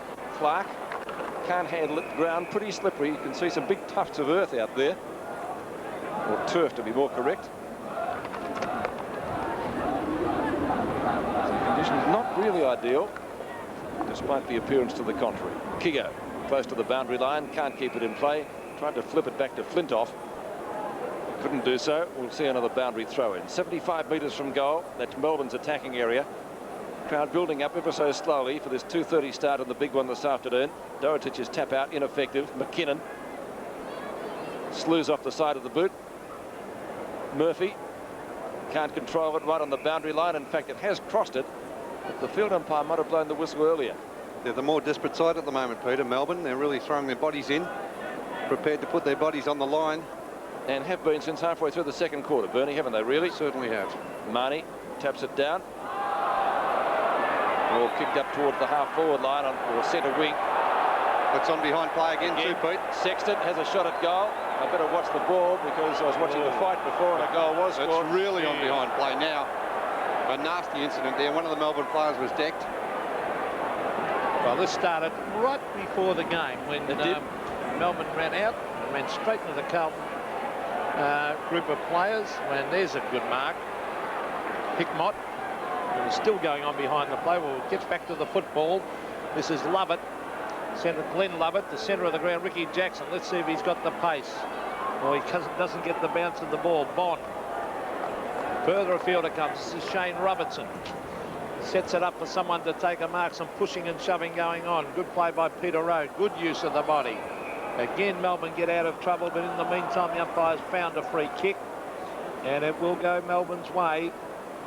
And taking the kick will be Jay Viney. Viney from the half-back line. Could have been a push in the back there to McKenzie, not paid. Robertson, a hand pass over the top. This is Vandermeer who moves well. Oh, that's a free kick to Vandermeer, right into the back. And Bernie, the Melbourne players making the play and getting in front. Again, putting his body in front, Vandermeer, and that's the only way to do it. Carlton a little bit sloppy with their tackling. Beveridge to Howard. There's loose men everywhere for Melbourne. The kick finds Clark now. The loose man is on again. Lovell. And they've got a man in the square on his own, but it'll be dangerous to kick it to him. So Andy Lovell will go back and have a set shot for goal from about 35 to 40 metres. They're playing great football at the moment, Melbourne. Much younger side than Carlton, and keen and enthusiastic. Andy Lovell, ex-Tasmanian, kicks at goal. It's a shocker. Not happy with himself, but they're controlling this game at the moment. They lead on the scoreboard 9-9 to 6-8. Still only 19 points, but well, Carlton would have to really pick up very, very quickly to get back in this game, as we see one of the Carlton players being told a few things. In fact, that player is young Brett Ratton, being given a few instructions from the coach. That's Ian Aiken. Rod Ashman, of course, is the coach of the reserve. Now, here's a chance for Carlton as they go forward through Sexton. A high floating ball towards the forward pocket. Again, the players misjudge, and the ball is raced over the line. I'm sure the new coach David Parkin will be looking on interestedly too this afternoon. Taking over from Alex Yeselenko and the seniors at Princes Park for next year. Cameron 39 and 24 Dunlop in the foreground to contest this boundary throw-in. Carlton need a couple of goals, and they need them rather quickly. Sexton getting ridden into the ground, and will get a free kick. Big pack of players around the ball. There's about 20 of them. Anyway, the man with the ball, or soon to have the ball, will be Sexton. Distance shouldn't be a problem. Kicking with the breeze. Although, of course, at the Melbourne Cricket Ground, it does swirl considerably. And there's plenty of it today, coming from the south or southwest. Sexton from 45 metres out. has missed to the far side, I fancy. One behind. And goals would have been more than useful. Carlton had 3 on the board by quarter time. 6-9 their tally now.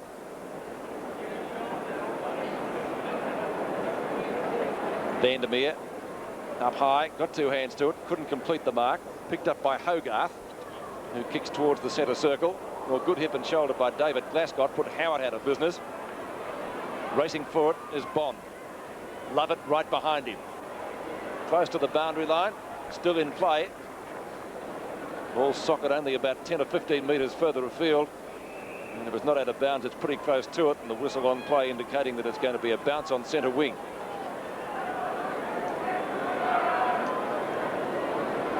A very fiery game, as Peter McKenna mentioned. It started even before the match got underway when Melbourne ran through the Carlton Brains Trust at centre field. That's a throw, says the umpire. Free kick going Melbourne's way on centre wing. They're right on top, Pete.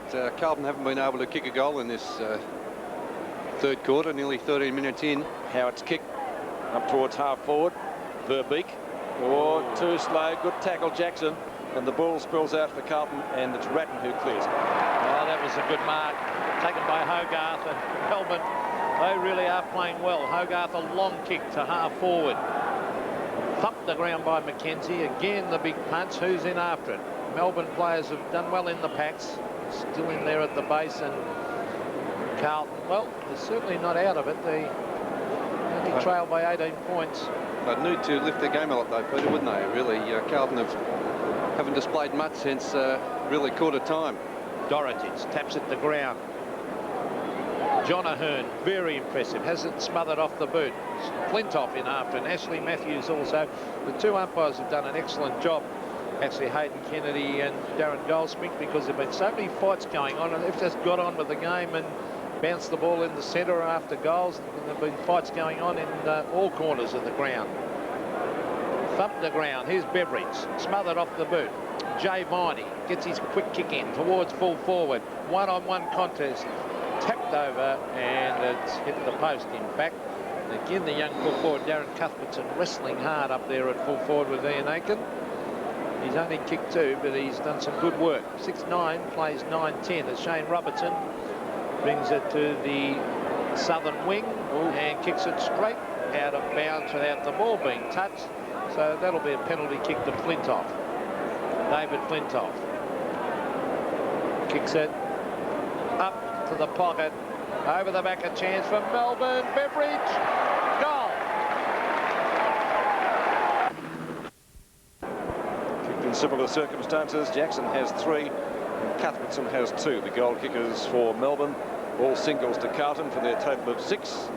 45 plays 70, 12 and 3/4 minutes left in this term. The Blues will certainly have to get a rattle on. Dunlop against Marnie. Marnie wins out, hand in the face of Verbeek, and that's a free kick to Carlton. Lovell will have to bring it back, otherwise he'll get penalised 50 metres. Blues need everything they can get at the moment. Verbeek, good long kick with the wind to half forward. Marking contest, but none paid. Phillips, one of Carlton's goal kickers, brings the ball back very nicely into the pocket and out of bounds by Simon Minton-Connell, Tasmanian, who missed a lot of the season through injury. Only 5 kicks today, but through limited opportunities, let me add. Boundary throw-in. Left half forward flank for the Blues. Robertson, who's been one of their better players. He's covered a lot of ground. Centering kick, looking for Dorotic, and he's got him. And John Dorotic should be well within kicking distance, but this wind today, swirling around here, makes it very, very tricky. There's Johnny Dorotic, been well held by Cameron over the last quarter or so, but he hasn't had many opportunities in the forward line either. Dorotic directly in front. 40 metres out. That's a shocking kick. Well, can we say he got the distance? But the accuracy did leave a lot to be desired. No score to Carlton. So Dorotic and Cameron to contest the throw-in. At the back is Marnie. Hogarth at the bottom. Clark roves it well. McKinnon takes him and the ball over, and we'll see a throw in probably about 5 metres further around from the goals. Stephen Clark, great to see him back playing football, formerly of Essendon. Missed a lot of the season, had a knee reconstruction, and has come back in tremendous form. Nearly did make it back to the seniors as well. That would have been an achievement too. Marnie has come out with the free kick. He decides to get play moving pretty quickly. And it goes to Howard. But it's a Blues ball. Take it away for them, the hand pass. Scramble. At the centre, and the kick is effective. That's a goal. If there's one thing that'll test your loyalty, G'day, Bob. What brings you out here? Oh, just passing. Oh, yeah. it's all the power of a V6 four-wheel drive. What do you reckon? All the power of a 2.5-litre turbo diesel, or all the power of a 2.6-litre engine at a really good price. Back. And maybe they're not out of it yet as we see Phillips to the half-forward line, or the markers dropped down there by Cameron, or into his back was Dorothy. So actually jumped over the top of him, and the umpire's picked him for holding the ball. Isn't it? Oh, that was tough. Now, this is Dorotich, 60 metres from goal. Drop punt. Hunched by Hickmott. And straight over the line and out of bounds. Robert Hickmott, former Essendon player on screen. Couldn't get a regular spot at Essendon and is trying his luck with Melbourne. Now you can see the wind blowing through his hair then.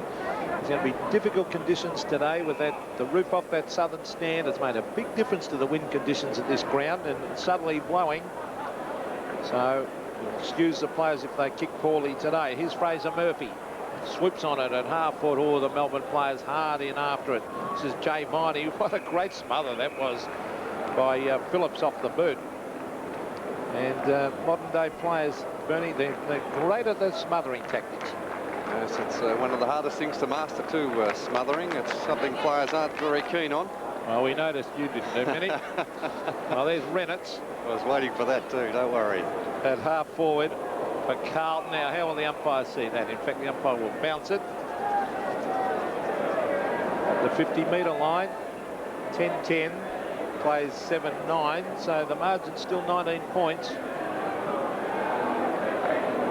Carlton badly need a quick goal. Melbourne defence holding firm. Quick kick comes to centre wing. The mark is taken by Dunlop. That kick was by Vandermeer, who started off the game in fine fashion.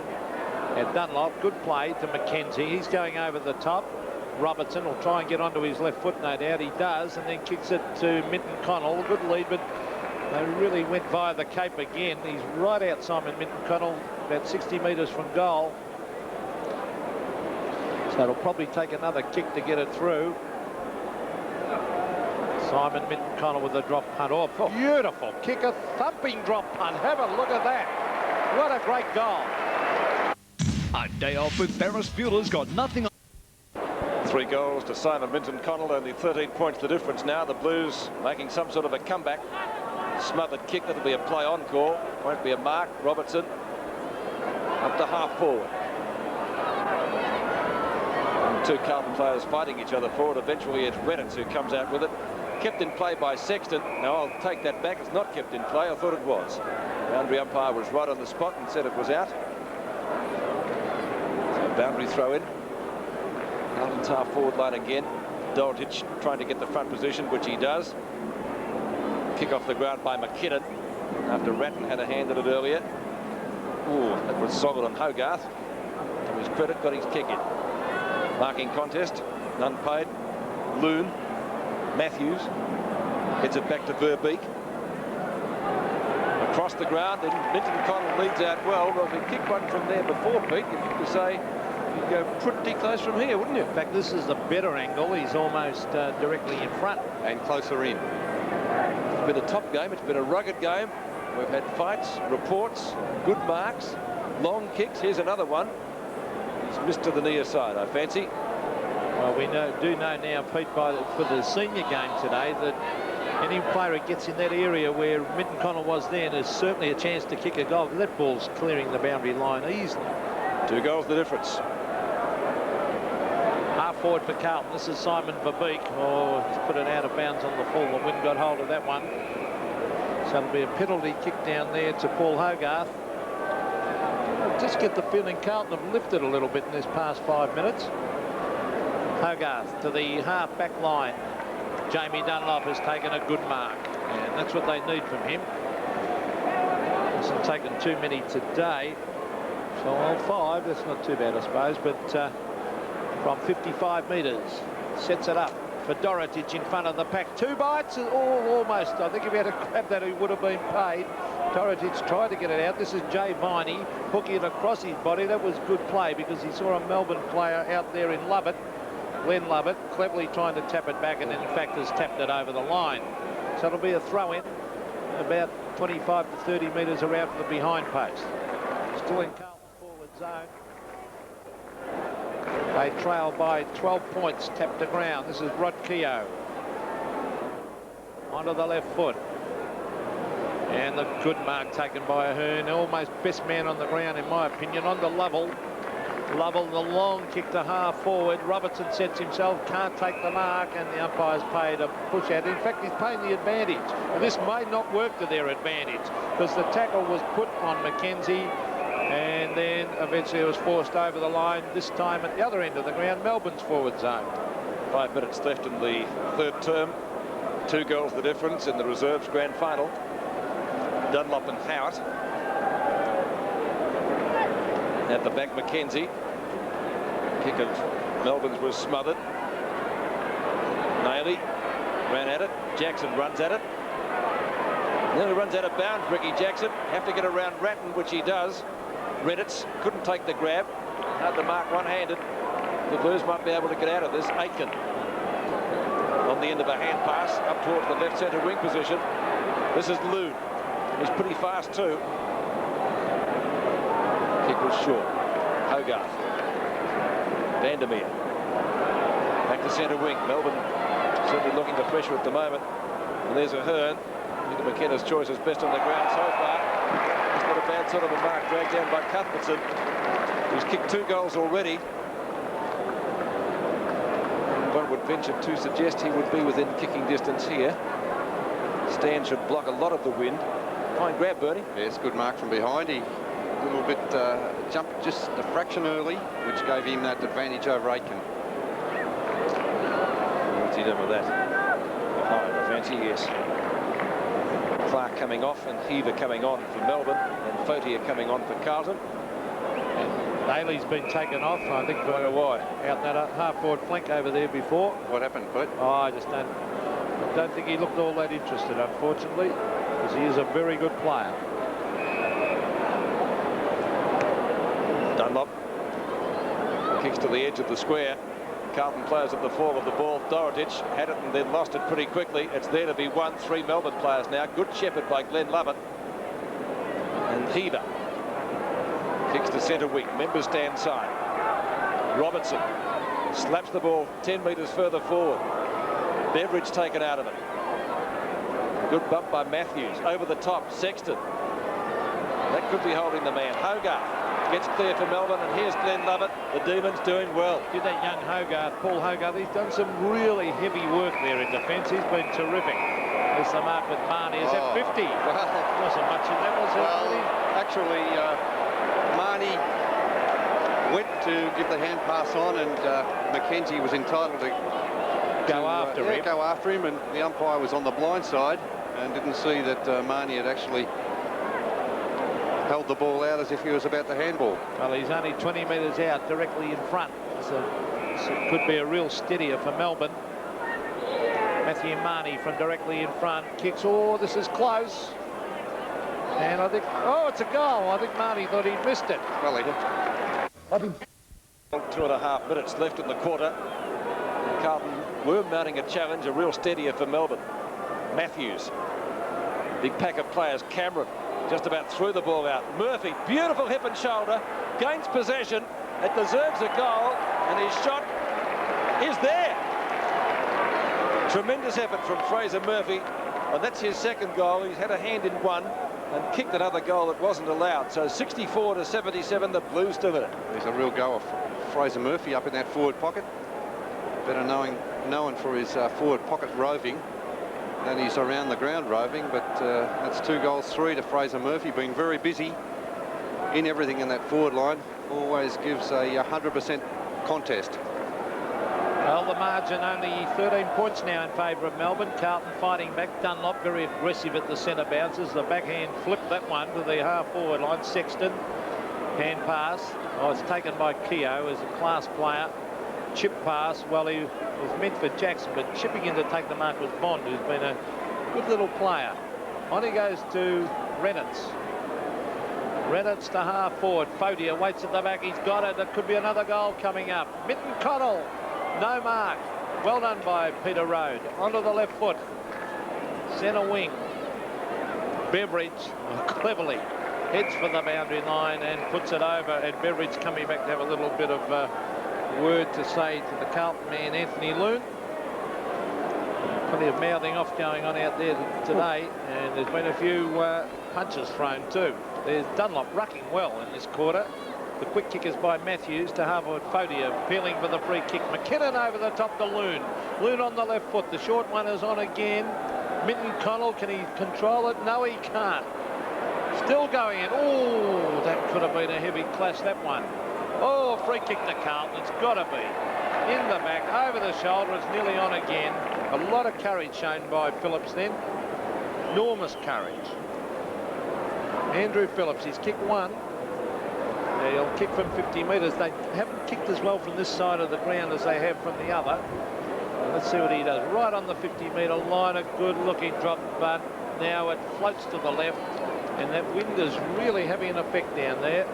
There's no doubt you must attack to this end of the ground from the other side, the outer side of the ground.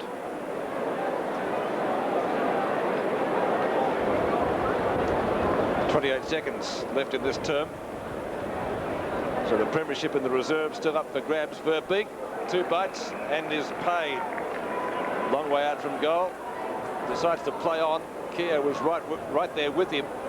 Well, Minton Connell came out.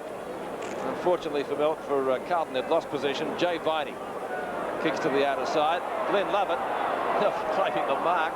McKinnon, one of Carlton's goal kickers. He won't get one with that shot. Dorotich up, Cameron down, and Cameron marks, but there's the siren for 3/4 time. And as I said, the reserves flag still up for grabs. 2 goals the difference. The Demons in front, 11 of Evans, 77. Carlton, 9 of Evans, 65 at the final charge. And just a reminder for Melbourne viewers, tonight at 9:30, the grand final roundup. Highlights, interviews, and we'll be crossing around town to the celebrations and commiserations. Grand final roundup, 1990. We hope you can join us. In the reserves grand final at 3/4 time, Carlton trailing by 2 goals, 9 of Evans, 65 to Melbourne, 11 of Evans, 77. On the boundary line, Michael Robertson, Ross Glendinning. A very tricky win. Obviously, Rod Ashman wants them to work it hard up into the breeze and work it low. Also, a lot of the Carlton on-ballers are being tagged, so they must really shake them off, swap it around. A lot of the Carlton experienced players had a fair bit to say at 3/4 time, and Minton Connell had his left ankle re-strapped. Yes, well, Mark Cross, the Melbourne coach, was quite pleased with that quarter. He just wants his players to maintain their one-on-one preparation. They're doing that very well with that 2-goal lead. It's not a big lead, but he thinks that'll be good enough to hold out for the rest of the day. Right, thank you, Ross. Thank you, Michael. Rod Ashman addressing Carlton for the final time. The last quarter in the grand final coming up in just a few moments. But right now, let's go to our Mark of the Year competition. Centres the ball. Ablett. Mark 1, Gary Ablett, Geelong. Mark 2, Troy Udall, West Coast Eagles. Mark 3, Nicky Winmar, St Kilda. Mark 4, Darren Mullane, Collingwood. Mark 5, Michael Mitchell, Richmond. What a mark, Michael Mitchell! Okay, now there are the phone numbers for Ablett, Ugal, Winmar, Mullane and Mitchell. Now there are only 00 at the start of those numbers, not 000. Be careful you don't dial 000 because that's the emergency number. And we understand that some of those numbers around the country have been tied up by people dialing the wrong figures. It's 00, 00, 555, 8111 for Gary Ablett, etc. down through Ugal, Winmar, Mullane and Mitchell for our Mark of the Year competition. If you can't get through now, don't worry, because the lines are open until 4 o'clock this afternoon, Eastern Standard Time.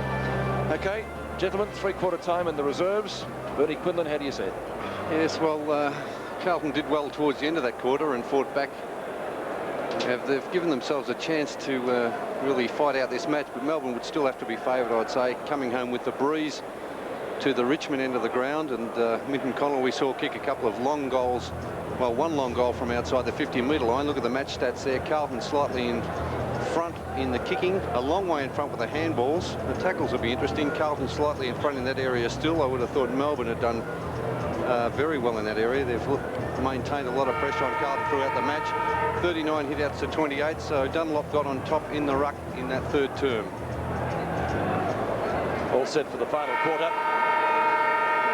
In the reserves competition, the 1990 grand final, the final term. 2 goals the difference in favour of Melbourne. They were thumped by Carlton in the second semi-final, but won their way back through the preliminary final. Ahern had it and then fumbled. He's played well, though, one of the best on the ground, a holding the man decision, and that's going to be a Melbourne free kick. Jackson to take it. Certainly had the hair blonded recently. Good player in the latter part of the year in the seniors. Clark was taken off in the third term. Kicks towards full forward, and Cuthbertson couldn't find him. A snapshot for goal by Melbourne's Flintoff. He is off target and 1 behind. So 13 points the difference now in favour of the Demons. Mackenzie to kick in. 11-12 to 9-11. Crowd certainly building up now towards the mark we expect, around about the 92,000 mark. McKinnon to Dunlop. As Bernie said, did well in the third quarter. Doherty to the target. Cameron right there with him. Doherty may win out. Cameron at the back, though, pinches it and gets pinged by Fotier. Might be too high. There is a free kick, though, going Melbourne's way. You're too high on Stewie Cameron. Cameron to take the free kick at the right half-back flank. Cameron. The half forward, Matthews across the front. Ashley Matthews to take a good mark. On to Verbeek. Simon Verbeek playing in defence at the moment. Kicks to half forward. There's no one there for Carlton. Not enough contesting. An easy mark taken for Melbourne by Jay Miney. Now he kicks to half forward. This is Stephen Clark. He's got Lovell with backup support. Clark with a hand pass. Back it comes to Howard. Howard to Cuthbertson at the back. The big fly, can't take it, and then after it again Beveridge off the ground but kicks it into the post. It was kicked 2 from the square, not that time. Well, again Cuthbertson was doing the pushing and shoving and the heavy work. 11-13 Melbourne. Carlton 9-11 as Mackenzie about to bring it back into play. Finds Bond. Oh, that could have been up the ground 50 metres, that, or a free kick up the ground anyway. That's against John Ahern there. Sexton on centre wing. Next goal of this game, very, very important. Dorotich, clever mark. And Dorotich always looks so casual the way he plays. Probably not, but it's the way he just looks. Oh, good pass to Minton Connell. It just cleared the outstretched hands of the Melbourne defence. And very vital, this first kick. Simon Minton Connell's kick 3. That last one he kicked was a ripper, Pete, wasn't it? Yeah, long goal. Michael Roberts said he had his ankles restrapped at 3/4 time. I wonder if he's having trouble with them. Simon Minton Connell from 40 metres out, directly in front, stabs at goal. The goal umpire doesn't move. It's a goal, all right. You can do it with McEwen's, 'cause we... The MCG reserves grand final. A great pipe opener for the main one. Thumped away by Dunlop. Still inside the square. Murphy tries to crash through the defence. Not successful. And Melbourne answering the challenge, but there is a whistle. In fact, they paid the advantage rule. And how can that be an advantage? So we'll go through it again. It's going to be a Demon free kick to Jackson. Ricky Jackson at left centre wing. 2 Carlton players to 1 Melbourne. Ahern played well. Has had his number taken, we understand. In that scuffle with Matthews just before the third quarter got underway. It was a real Donnybrook. The mark taken by Dunlop again. It might have been touched off the boot. Didn't matter. Aitken, Robertson, left half-back flank, past Hogarth. Kicks towards left half forward. Sexton's there, seemed to do it easily. Farms out the hand pass. Phillips gets it away to Murphy. This could make it just to kick the difference. Fotier, 15 metres out, stabs at goal and puts it through, I think. The goal umpire says, all clear. 11-11 to 11-13. 2 points in the game. Yes, Melbourne with a tenuous hold on the lead now. Carlton have really lifted the game since halfway through the third quarter, starting to get some run into their play. Finding some open spaces on the forward line. They're looking a lot more desperate. Fraser Murphy has been dangerous all day, getting that hand pass out to Fodia, who finished it off with a goal. Phillips has been an excellent player for Carlton. 2 points the margin. The Demons lead after seemingly having the game in their control in the third quarter. Again, it goes forward for Carlton. McKinnon smothers. Oh, look at them now. They're a different side. Sexton. Out it comes to Matthews. Matthews just dispossessed at the split second. Fraser Murphy at the base of the pack, and the umpire will come in and bounce. And the big grin on the face of Fraser. He really has put in too. There he is. Those little men, they've been good. Bond, Phillips and Murphy. Tap the ground. Sexton there. Quick hand pass. Comes to Ahern. Ahern on the left foot. It's out wide. Fodia might get there first. Oh, he went from one-handed. He's got to get that out of his game, Bernie. Yeah, a bit of a dangerous practice that, isn't it, Pete? The one hand out. You must put the body in and give yourself a better chance of taking it with the two hands. They could have certainly grabbed that one. There's Dunlop shoved out of the contest, and Jamie Dunlop, since, well, about 10 minutes into the third quarter, he took over in the ruck, and he's doing very, very well. Dunlop from centre wing, a wobbly one, up towards half forward over the back is Dorotich. He's got it. He goes wide with the hand pass. Glasgow on the left foot, straightens up, hooks it back. Yes, I think it's another one to the Blues. Carlton at the front. A Westpac Bonus Saver account can deliver you an extra 2% interest on your savings. Reward yourself with a Westpac Bonus Saver account now. You can bank on Westpac. There's one light beer that's so full of real beer flavor, it goes right over the top for taste. Foster's Light. Full beer flavor in a light. 83-79 now with Carlton in front. Great game of football in the reserves. Beveridge, well tackled, kicked a couple of goals. Luke Beveridge, Bond. Not much of him, but he's pretty quick, as we've seen earlier in the game. Kicks to right half forward flank, and Vandermeer, the high flyer, took off well.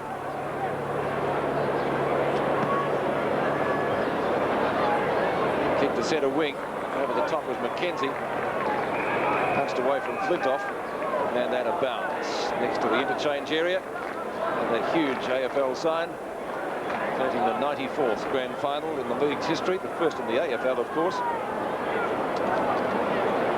Dunlop again through the legs of Flintoff. Fotia scoops it out, or tries to. Was that a throw? Yep. So a free kick going Melbourne's way. The recipient will be Marnie. Not right. It's going to be taken by Clark. Clark from left centre wing. That's a good kick with the win. Kicking to half forward. Pumped away by Mackenzie. Off the ground from Lovett. Beveridge again. Has to beat three of them. Couldn't do so. Bond out in front. McKinnon runs into trouble to his credit. Got a kick away. Dunlop racing for it. Should get there first and does, but the boundary line is too close and it will be thrown in. 18 minutes left in the match. It's certainly still up for grabs. Troy won the reserves last year. Who will it be in 1990? Hip out by Ahern and then gets a kick in. So he did well. That wasn't a mark, was it? That was a bump ball. Great effort if it was. It was a good effort, but I don't think it was a mark. The umpire, however, was on the blind side and has given Ricky Jackson the benefit of the doubt. Jackson's kicked two, making 3 goals. Kicks the forward. Mackenzie in the right position at the right time. Warren Mackenzie, oh, dangerous kick. Robertson, it was intended for him. He's got 2 to beat though, and eventually it's forced over the line by Glenn Lovett. Still on Melbourne's half forward line, a long way out from goal though. That would be 75 metres around the boundary. Marnie to do the ruck work. It's tapped down by Reynolds. There's Robertson. Gets in a hand pass. It's a loose ball, and again the ball forced over the line. 4 points the margin. Carlton lead. They've been Well, Melbourne have controlled the game since half-time, but Carlton, you can see towards the end of the third quarter, really picking up their game. This is Hickmott towards the centre of the ground. Lovell and Flintoff tapped on to Bond with his great pace. He kicks long. Dorotic, good use of the body, and a little bit stiff. I reckon that was man-on-man stuff. That. Yeah, well, it looked like it, didn't it, Pete? The umpire, just in different interpretations. That's all it is on those sort of contests. Cameron kicks wide out in front of the Melbourne members. Here's Keogh, the boy from Castlemaine, nephew of course, of Trevor, former Carlton champion, Trevor Keogh. Looked like a Castlemaine rock to us. That's very. There's John Northey. No, it's Rod Ashman, in fact, not looking too happy at all. Search for Butt. Well, they lead by 4 points. Carlton is done by Jackson, grabbed by Fotier. Centre wing, play on is the call. Oh, Fraser Murphy, well done. The little man run with it. He elects to go for the short pass. Half forward, it's Melbourne. This is Hickmott. Hickmott on the left foot. Beautiful kick. Finds Keogh. Keogh, the long one. To half forward. He's looking for Howard. Couldn't take it. Flintoff read it well. Didn't sit for him. A lot of pressure on now. A premiership up for stake here as it's socked away by Jackson. On to Clark. Clark back to Jackson. Jackson on the boundary. A quick kick. Bumped down by Aiken. Was excellent fullback play. Yes, he's done well, hasn't he, Ian Aiken, since he was moved there halfway through that second quarter. So it's a boundary throw in. 15 minutes left in the contest. Carlton in front, but not by much. Dunlop. I think we'll see a ball up here. Now it's scooped out the back like a rugby scrum. Bond. Then Lovett. Ball sits nicely for him in front of Glasgow. Centering kick. And the mark taken by Ford. Too far out to score, but he has got the breeze behind him. He's gone short. The target, Keogh, couldn't take it. Fotier gets the hand pass away. Back it comes to Phillips from another one. Bumped as he kicked. As a result, doesn't travel very, very far at all. Murphy at the back of his opponent, was it? No. Umpire says play on, and indeed he comes out with the ball. His number taken earlier. Centering kick again from the Carlton Rover. Minton Connell held, should get a free kick. Beautiful use of the body there by Minton Connell, just propped in front of Road. And coming back, or is it not out? It's okay. Matthews has the mark, about 40 metres out from goal. Not much doubt about that. Yeah, there's that use of the body as I was.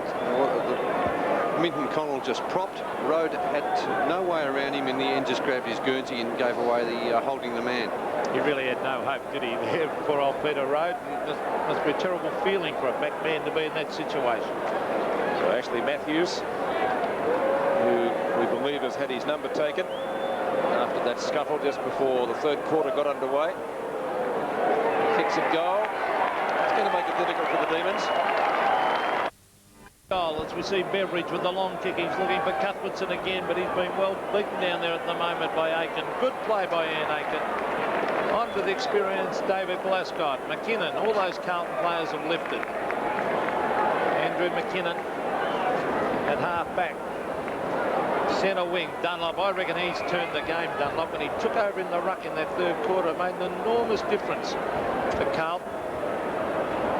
Dorotic pushing and shoving, using his body well. Fotier tries to get it out. Cameron's in there for Melbourne. Fraser Murphy, he's been a good player. Onto the left foot. Good play by the little Rover. Oh, the bounce. I thought it was going to come over the top then, but it beat both players over the line. 13-11 plays 11-13. 12.5 minutes. They've got Melbourne to catch up that leeway, which is 10 points, which is not much. Still, they haven't kicked a goal in this last quarter, Pete, so they're struggling to get the ball past their half-forward line. Oh, it's a free kick. This is going to make it hard for them because Dorotic has been awarded a free out of that ruck contest. I think it was against Cameron. Yes, I think it was too. Stewie Cameron infringing in that ruck contest. And John Dorotic has worked pretty hard at centre-half forward today. Certainly has played in front as used his body well. It's a difficult kick from that angle, Pete, with the wind the way it is, isn't it? I think any kick today might be pretty difficult because it's pretty blustery and might be easy in the senior game. John Dorotic from 40 metres, stabs at it, it's very close, he's missed. And that says it all. I don't think he was too happy with that, John Dorotic. Sent off, Heaver on. 13-12 plays 11-13, so 11 points is Marshall Peter Road really messed that up. But he's got a loose man out there. Oh no, well done Dorotic as he punches it to ground. Went by Keogh. Further afield it comes. Oh, Heber. Puts it in the back, was it? No, it was Glasgow. Umpire calls play on. McKinnon from 60 metres, a wobbly kick to the pocket. Out comes Minton Connell, traps it beautifully, and it's forced good, strong tackle. Forces the ball over the line. Throw it in Carlton's left forward pocket. Under 11 minutes left in the game. Only 11 points in the contest, though, so still time for Melbourne to get up if they're good enough. Keogh. Glasgow gets charged down. Too high, says the umpire. And he'll take the free kick at the left half-forward flank. Carlton players putting their bodies in now, Peter. You can see that they're really desperate. They've changed their mode of play in this second half especially. 2 kicks going forward for Carlton, first of all by Loon and then by Ratton. The mark this time was taken by Marnie.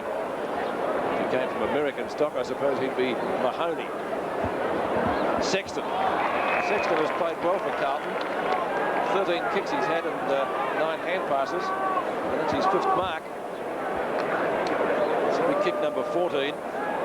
Any kick from a distance of outside 50 today is tricky, as we've mentioned. Huge pack of players in the goal square. It's a Melbourne mark.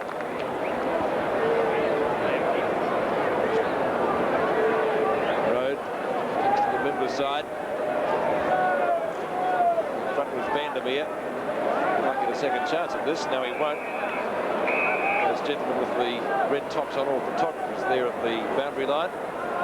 Worrying time in the coaches' boxes, both of them. The team still with a chance.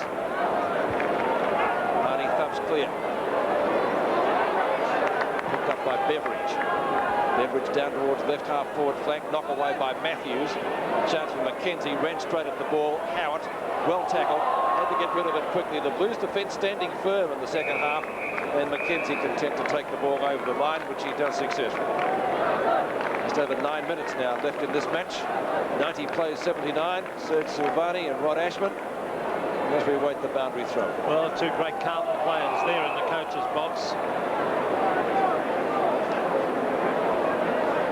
Serge Silvani played in that great Carlton side that beat Collingwood in the 1970 grand final here.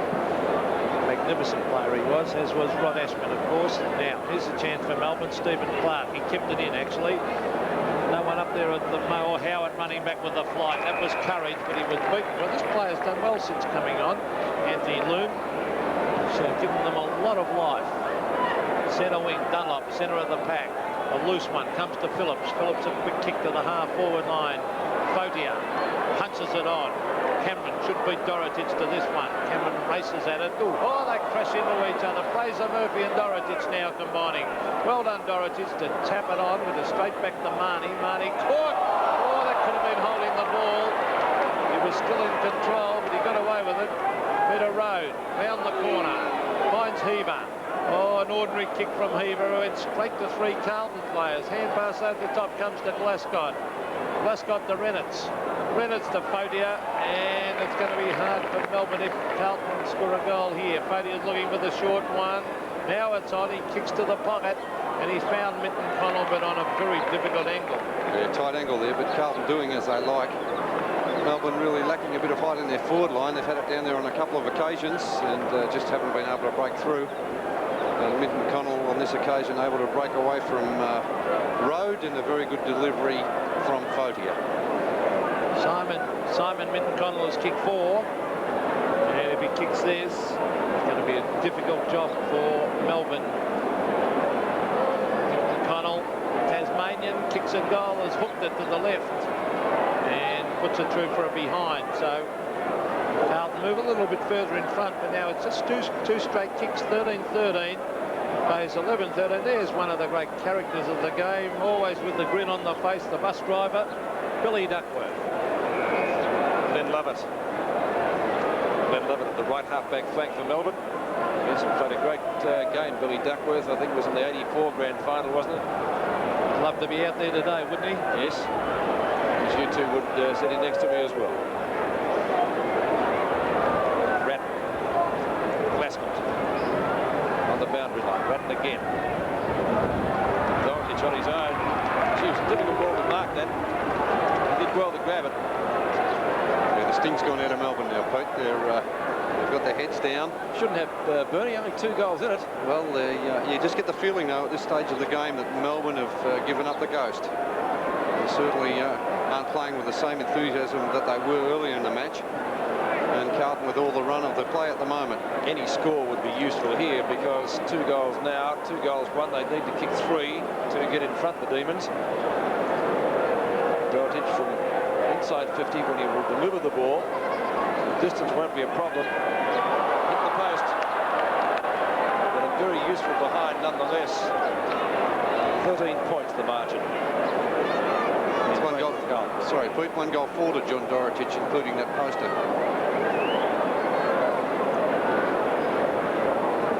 Ball back into play. Phillips in front and marks.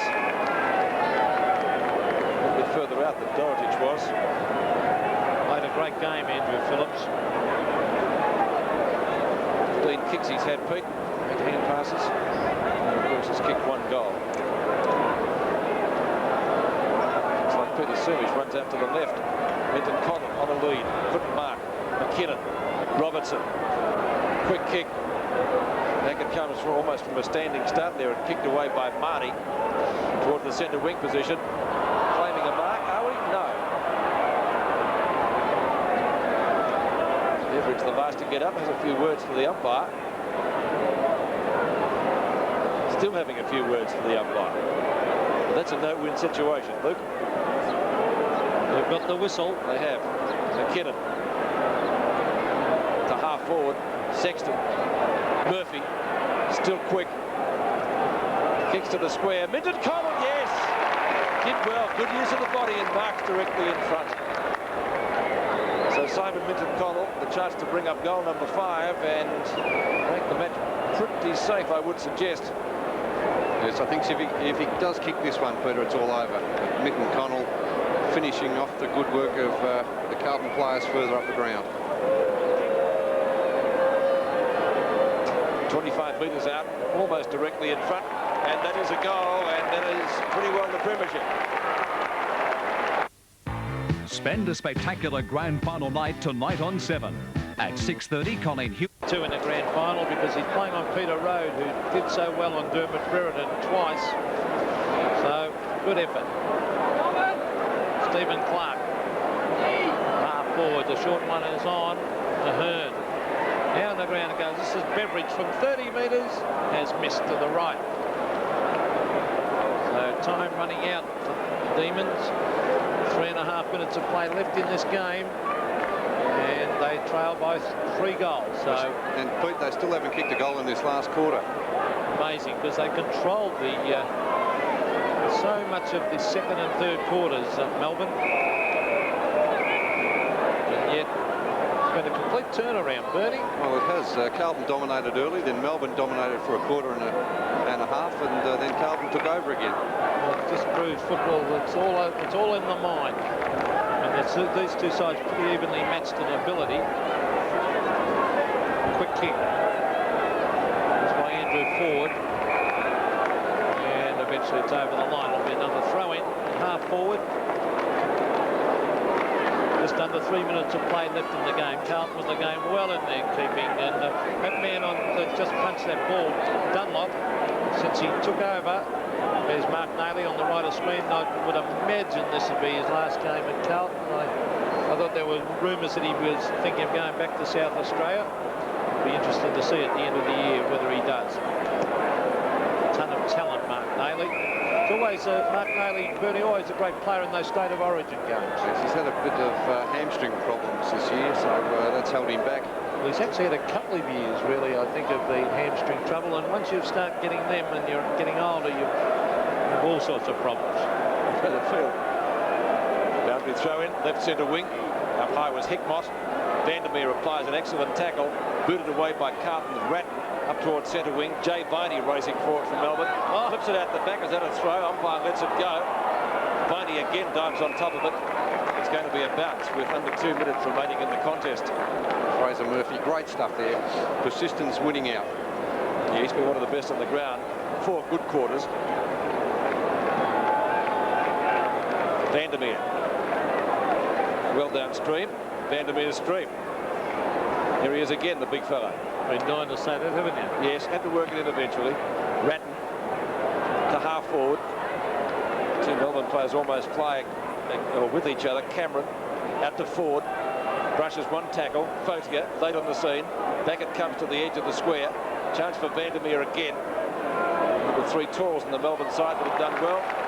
Luke Beveridge in front. He's kicked a couple of goals, both from the kick-off square. Short one is on again. But too late for Melbourne, though, I think. It's been a great final, Pete. Both sides have had a red-hot go right from the opening bounce. They certainly have. Had to get that one in too, didn't you? Lovell. So went 1 ducked back and a couple of red-hot goes. Good on you, Pete. When you get the distance, Lovell. Off the hands of the pack at 1 behind, but that may be the last score of the reserves grand final for this year. 14-14 to 11-15, so it's going to be a Carlton premiership. They've done well. Fotier and Aitken for Carlton. Fotier is to finally soccer the ball clear out the section, who's been a pretty good player too. It's ridden into the ground. Aitken again farms it out, but the siren due to go any tick of the clock. McKinnon onto Phillips, and he's been another good player. Right on the boundary line, goes in deep with the kick. Oh, gee, he nearly put it through for a goal, so casually it was. But 1 behind, and 1 second left in the match, and there's the siren. Carlton premiers in the reserves for 1990.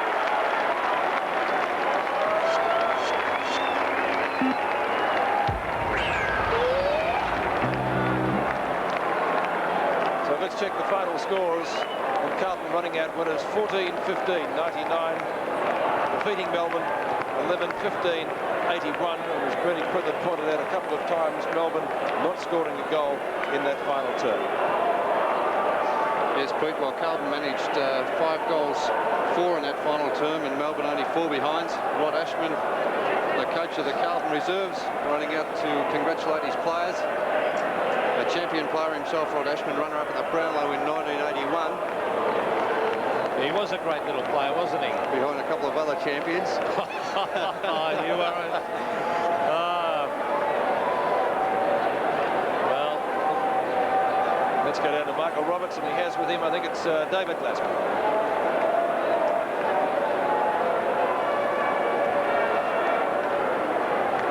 Davey, pretty poor season for the seniors, but really great effort to salvage something in the reserves. Yeah, I think the club was on the line, Mick, and it was a very ordinary year for the seniors, but you know, a premiership's a premiership, and for us it's a great win. Now a tough encounter, a few incidents behind play. How was it out there today? It's pretty solid, yeah. I mean, we knew they were going to come at us like that, but I think we stood up to it. They got away from us, but we just kept going. Yeah, it was pretty solid. What about the wind? Pretty tricky. It's coming from the south. Yeah, pretty tricky, but you know, in the end it didn't matter.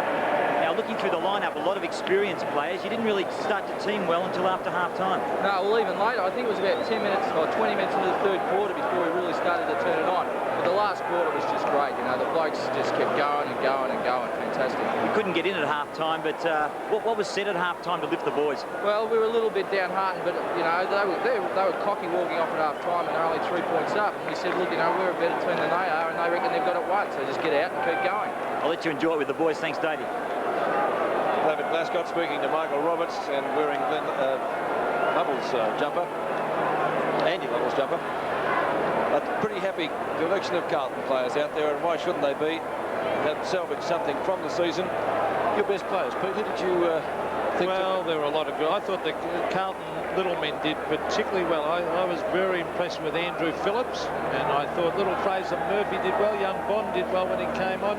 I thought Aiken did well when he went to full-back, and I thought Dunlop turned the game when he went on halfway through that 3rd quarter. He took over in the ruck. He was aggressive, and he really lifted that Carlton side, but actually for the future, I think really that Melbourne have a little bit more future. Even though they've lost the game, they're a much younger side than Carlton. A lot of those Carlton guys have been there and done that in the seniors and really haven't got futures. And we're lucky to have the coach of the Victoria's side, Michael Roberts, is down there with Rod Ashman. Well, Rod, coach of the side, the seniors didn't go too well. They're getting sprayed by champagne here. How do you feel? Fantastic. Yeah, I thought it was a great effort by the blokes. They had a bit of shit put on them, but they did it very, very well. Now, we couldn't get in at half-time. I asked David Glascott what you said. They really sort of came out and teamed well together because you had a lot of experience in the side. Yeah, we had a lot of blokes who were down. I just tried to put home a few home truths, and I think they responded in the correct way. And to their credit, they did very, very well. Where did you get on top? I thought about the 20-minute mark of the third quarter, it was just starting to go our way, and they just kept on up there. Well, I can see smiles all over your face. Go over and enjoy it with the fellas. Thanks, Rod. Yes, pretty happy coach, Rod Ashman. Well, you're going through the Melbourne players, Pete, some of the younger ones. Well, I think I was very, very impressed, and I'm sure Bernie was too, with John Ahern. I think he's got a future. Young Vandermeer early showed that he had something, and I think Howard could eventually make a pretty good player, but I think the one that really impresses me in that Melbourne side is John Ahern, and maybe Matthew Marnie too might make a player, Bernie. Well, the Carlton players celebrating, and it's time for the presentation now of the Reserves Cup. Blues, of course, not making the 5 in the seniors this year. They certainly have salvaged something from season 1990 by taking out the Reserves flag, and they'll be hoping for better things next year. Delightful day here now, and apart from the wind, conditions almost ideal for football. It's not too hot, but as we've gathered, it's pretty tricky with that wind. Here's Ross Oakley for the presentation. It's been a terrific Reserves grand final, and to the victors, Carlton, well done, boys. It was a great win. After facing defeat last year, the boys have won now their 8th reserve grade grand final, and that's a terrific effort. Would David Glascott come forward, and I'll present the Premiership Cup to him. David.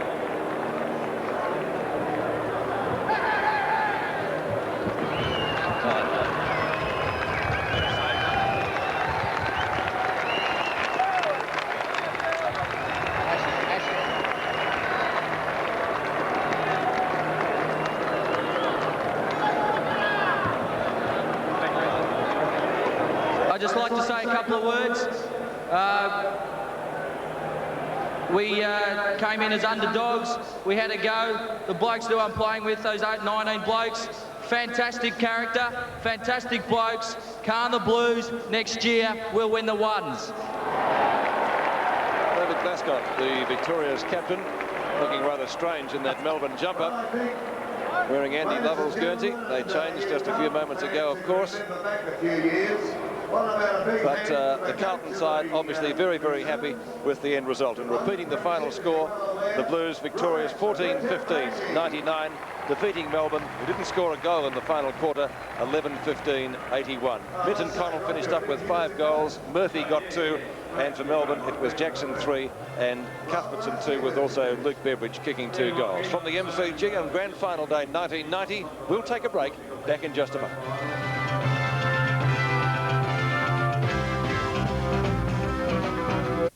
Just finished their lap of honour after being presented with the cup. Congratulations to them. And we were speaking about some of the better players earlier. Let's check on the statistics for some of the players that stood out on the computer this afternoon. Andrew Phillips for Carlton, Pete. Well, I thought Andrew Phillips was terrific. One of the best men on the ground, 17 kicks and 8 handballs, and he really did a lot of the hard things and set up goals.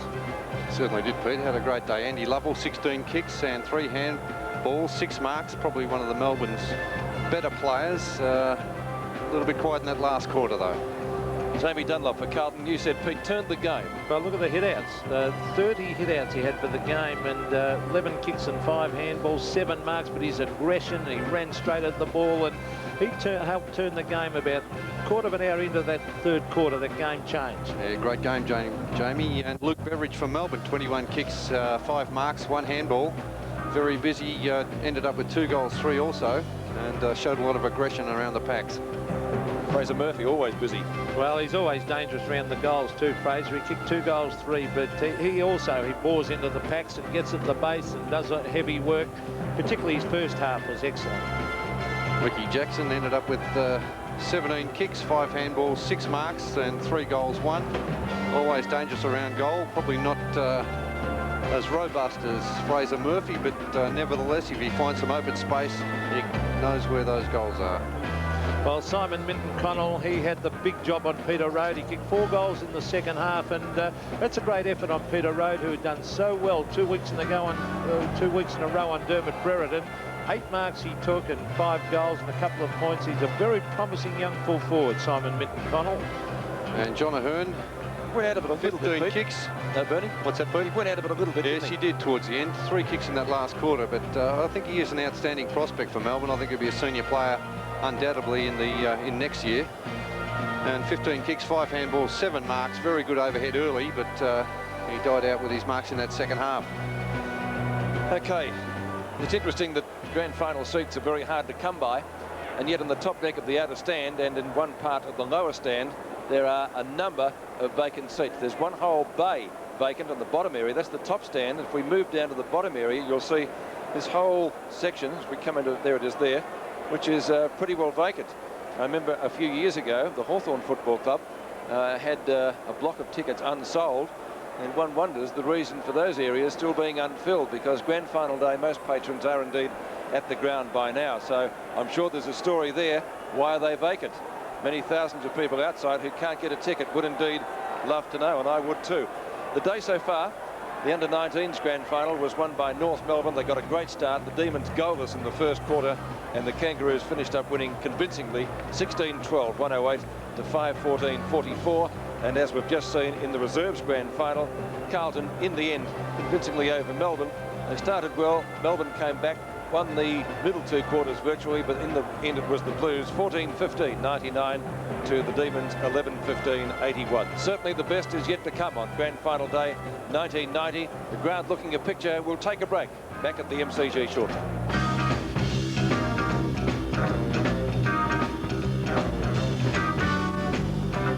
Half-caste Aboriginal falls in love with a white girl. The Outbacks made him tough. A half-caste jackaroo! But her wealthy parents will see him destroyed. Was he jumping straight out of your bed and into hers? Through the pain of separation.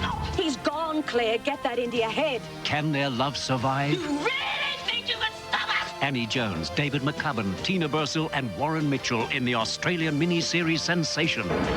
Jackaroo starts Sunday on 7. Wednesday night. Stand aside, I'll fix it. Dad's called in Nudge, the television repairman. You just hit my television set. No, I didn't. I adjusted it. But he's not very happy. Stand still for a minute and I'll adjust your ears. Then it's Full House, and the guys are hosting their very own telethon. Get me out of here. They're pulling out all the stops and using every trick in the book to keep the show on the road for 24 hours. A very special episode of Full House right after Hey Dad, Wednesday. This isn't the time to miss a single night of home and away as the jilted husband's anger reaches boiling point. If he finds out I've been to the police, he'll kill me. I'm getting out of here. Jennifer, don't be stupid. You're just letting him win, that's all. Get out. Don't you ever come near me again. Do you think I'm just going to let you walk out? And Jennifer faces the reality of a boy's love. Look, just go away and leave me alone. It doesn't matter. It matters to me. Kate Raisin, Craig McLaughlin and all your favourites in high drama this week on Home and Away. The MCG, the first of the banners to go up today, the Collingwood banner. There was some controversy during the week that they were oversized. I hope they're not. The league was not going to let them to be put up if they were, so we presume they conform. But a magnificent banner made by the Collingwood cheer squad, and congratulations to all concerned there. And the Essendon one indeed looks equally colourful as the Bomber cheer squad will try to put it up. Very tricky conditions for the cheer squads today, Pete, with the wind. I'll say it'd be heartbreaking for those kids if that banner just snapped in half now when they put it up. It's very, very breezy. And I'm sure there are caricatures there of Kevin Sheedy and probably Tim Watson. But they do a marvellous job, the cheer squads, and they tell me the Essendon banner cost about $4,000 to make. So a bit of money goes into it, and a bit of time and effort. And they're having trouble getting that up too. This is one of the reasons that the league was stipulating they had to conform to size limits. I'll presume that the banners are within those limits, because on a day like this, when it is very windy, it's very difficult to put those banners up. Sometimes they get torn. I think we had an accident recently when one of the poles fell on a member of a cheer squad. So they are fairly dangerous in that regard, especially when we get a strong wind, which is the case this afternoon. Stand in the background, the western stand is packed, but as I mentioned before the break, a lot of vacant seats in the southern stand on both decks. The southern stand, which is to be replaced by 1992. Construction will in fact begin next week. Was to have begun last Monday, but of course owing to the draw, the grand final put back a week until today. So the Bomber fans having a little bit of, I'll tell you, it's a pretty big banner, and they can't get it up. Oh, it's gone, down it goes. Well, and the Collingwood fans love it. Listen to the roar. Do you think that's an omen, Pete? Well, I certainly personally hope so, but those kids would be very upset by that, and that they can't get that banner up. It does look bigger than the Collingwood one, I must admit. It looks longer, doesn't it? I think it's the same height. So we're going to move it around and try again.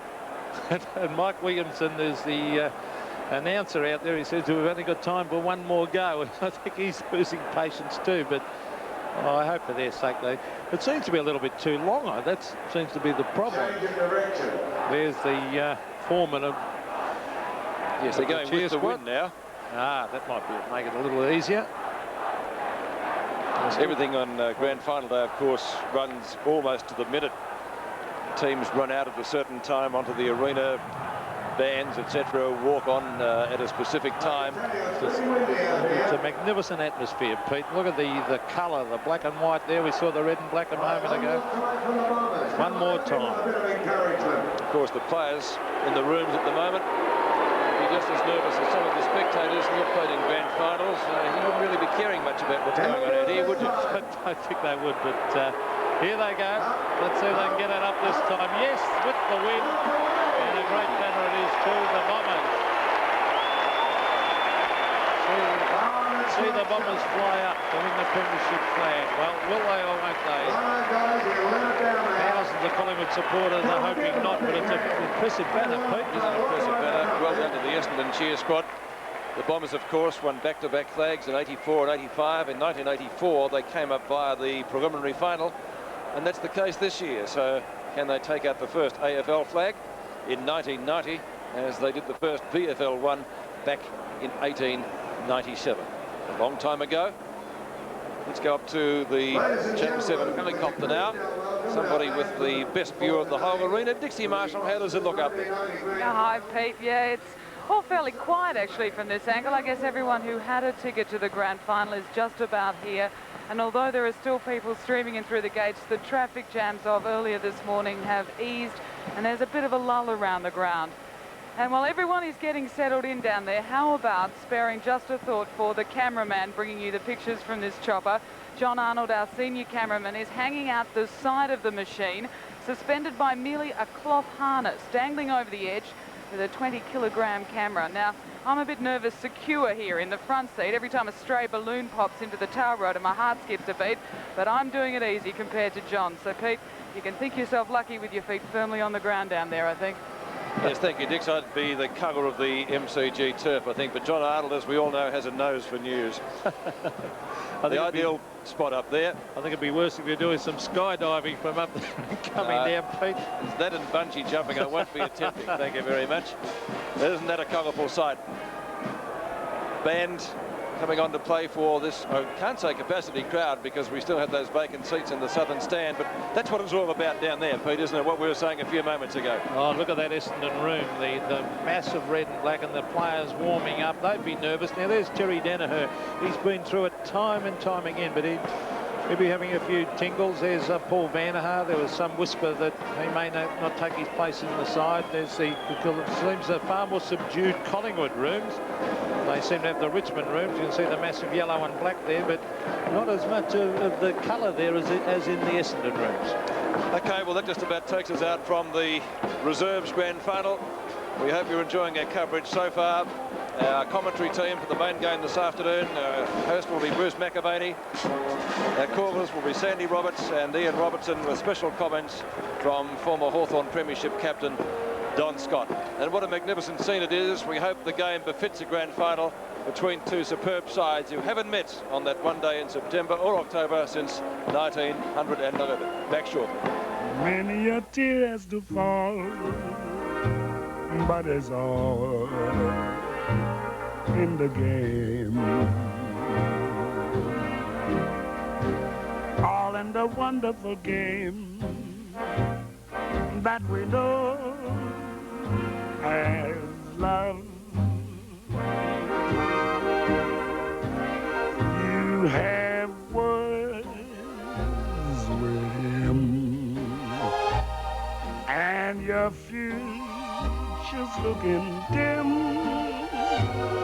But these things your heart can rise above. Once in a while he won't call, but it's all.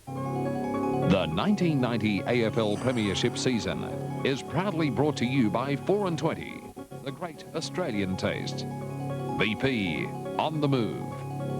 CUB, one of the world's great brewers. Westpac, you can bank on Westpac.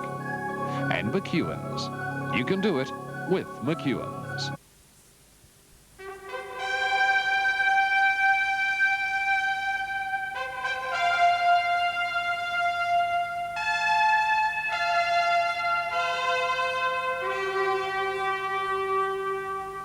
Collingwood and Essendon, between them, have won 27 premierships, but this is their first grand final battle in 80 years.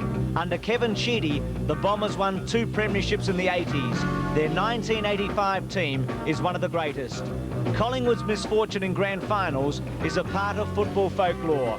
The brave runs of Gavalik and Manasseh have in the end accounted for nothing. 8 of the 20 men who'll play for the Bombers have experienced the sensation that comes with winning on this day. Not a single Collingwood player was born when the Magpies last won in 1958. This is football's most celebrated day, when one team triumphs, and today more than ever, it is an emotional occasion. Collingwood and Essendon, the 1990 Grand Final. Good afternoon and welcome to the Melbourne Cricket Ground for the 1990 AFL Grand Final, Collingwood versus Essendon. Almost 100,000 people in at the Cricket Ground today, and through 7 Sport, a worldwide television audience estimated at around 70 million. And it's ironic in this year of the very first AFL Grand Final that 2 clubs who have been at the heart and soul of Victorian football have earned the right to play for the Premiership. Collingwood is one of the most famous sporting clubs in Australia. Their fans are fanatical. 12,000 turned up at training on Thursday night, and for many of them today is the most important afternoon of their lives. And the reward for the players this afternoon is a place in heaven if they can win with those adoring fans. But this grand final is no one-way street, because Essendon also enjoys huge support. And look at the incentives for the Bombers. If they win today, they'll match their achievement of winning the very first VFL Premiership way back in 1897. They'll equal Carlton's record of 15 flags, and they will deny Collingwood a victory yet again. And maybe for the Essendon players, that's just the spur they want this afternoon.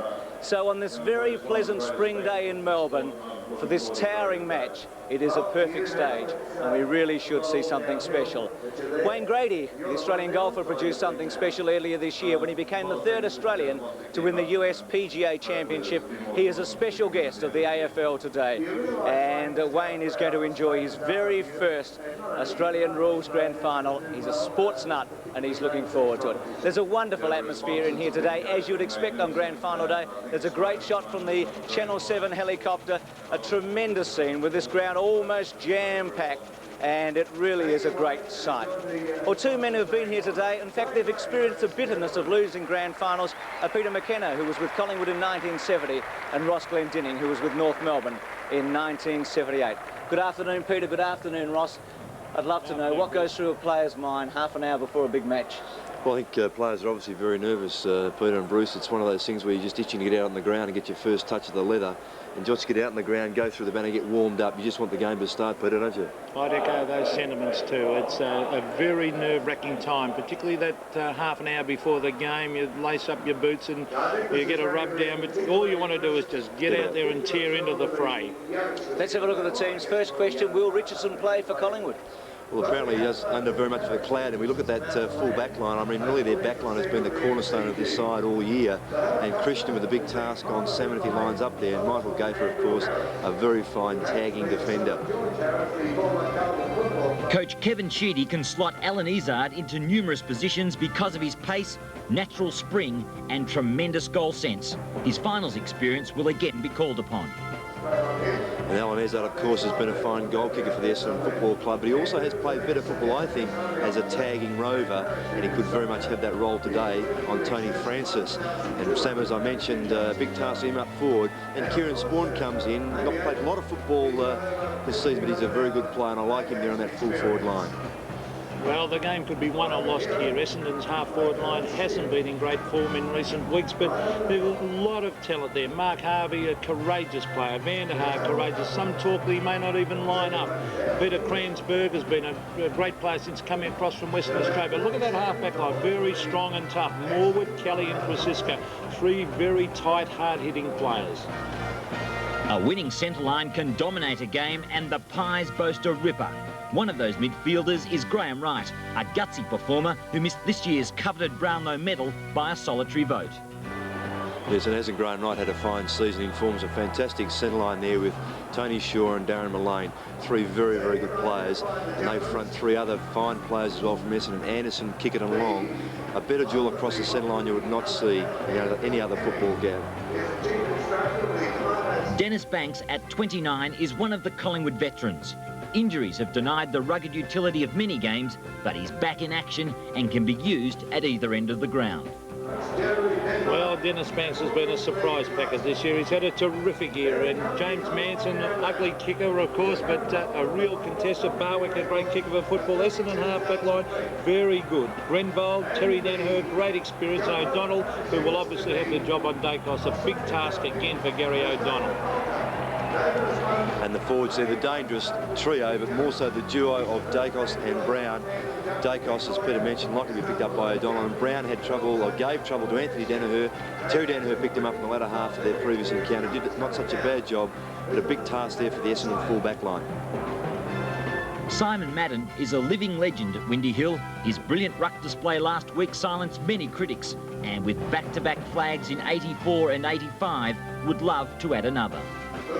Well, I'll be surprised if Boncourse lines up there. I think that the big fella Manson will line up against Madden. Madden will ruck, and I wouldn't be surprised if he interchanges with Somerville. Watson, a fantastic player against Maguire, who's had a sensational year, and Little Francis, coming from Western Australia, has made all the difference to this Collingwood side. Again, he's against the real speedster too in Darren Buick, so that'll be a great clash in the following division. And both coaches have elected to have a taller and a smaller medium-sized player on their bench, with Turner and Starcevich for Collingwood, Chris Danaher and Somerville for Essendon. So we've looked at the teams. We're about to look at the parachuters who are about to land. Bill Kenny and David Bolter as part of the pre-match entertainment. David Bolter, who was the first to go tandem at night, and that's Bill Kenny, who has jumped from 32,000 feet. Andrew Harris, the son of George Harris, the former president of the Carlton Football Club, was flying the helicopter, piloting it, and here's David Bolter coming in. Bill Kenny's already landed, and David's about to get one of the great sights in Australian sport when he lands on the Melbourne Cricket Ground on grand final day. Pretty tricky conditions for them today. A real spring breeze blowing here at the cricket ground. Isn't that something? As David makes his way down. He's a real daredevil. I've worked with him as a cameraman in the past. And there's the view from the chopper. So we're almost getting a bird's eye view. X marks the spot. Let's see how close he gets, and he's not far out. Well done. Spot on. David Bolter. who really made a hit here on Grand Final day. Well, there's a fantastic competition going on today throughout 7 Sport.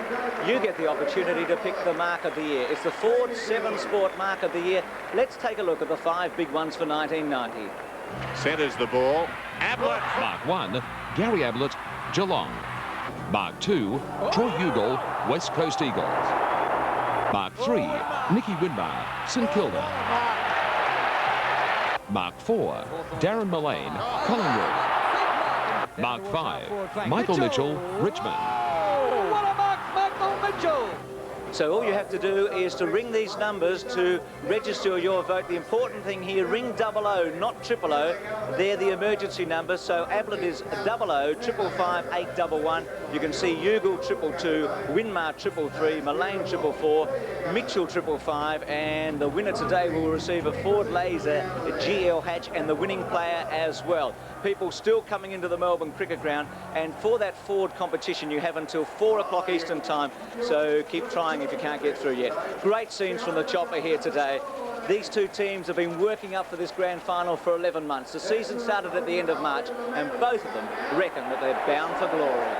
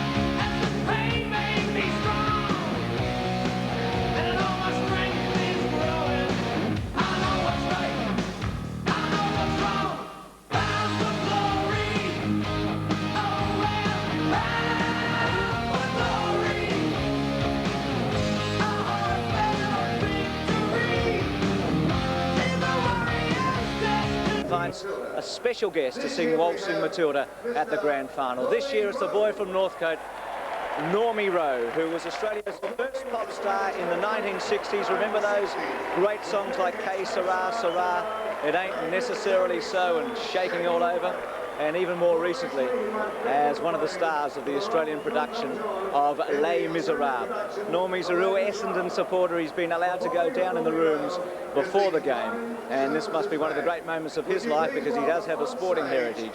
Normie Rowe about to sing for us Waltzing Matilda.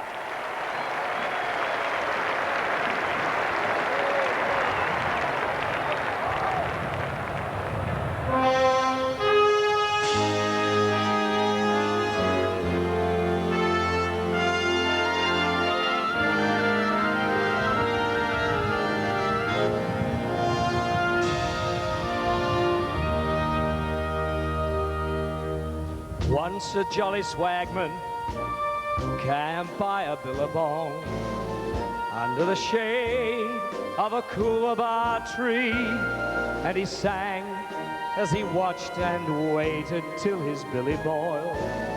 You'll come a waltzing Matilda with me, waltzing Matilda, waltzing Matilda. You'll come a waltzing Matilda with me.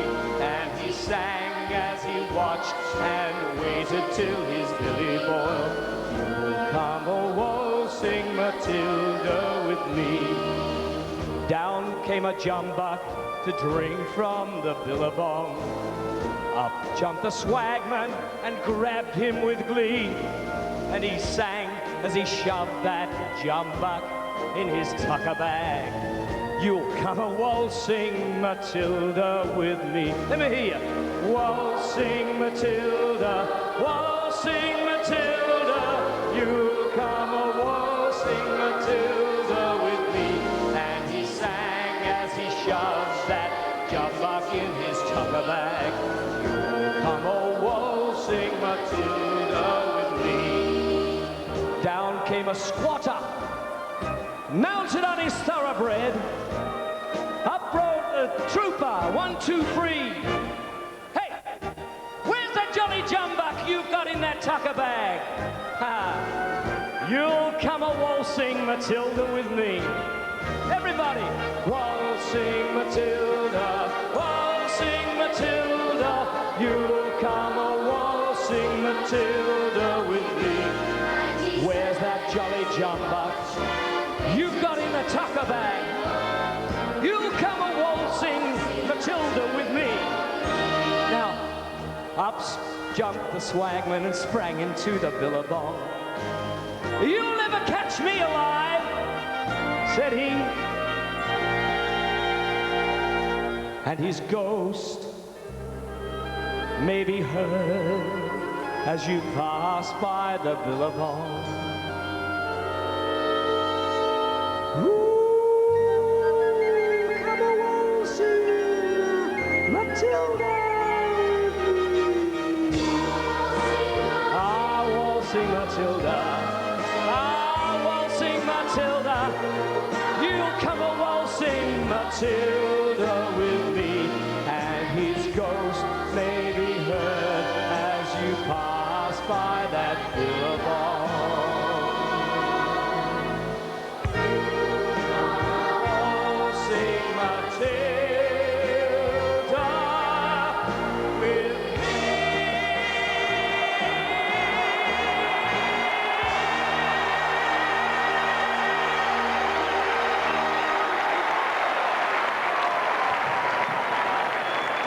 the song that can really stir a nation. Normie Rowe with Waltzing Matilda as we take a break. Back with more from the grand final after this. In the ground, and the big news is that Shane Kerrison is out there, and we haven't seen Alan Richardson. So it looks as if Kerrison is into the 20, and Richardson may have missed out. You can see Kerrison with the tracksuit top on. It had been rumoured all week that Richardson may not play. And here's Tim Watson, who's been here before, a winning player in 1984 and 85 with Essendon, along with Simon Madden behind him.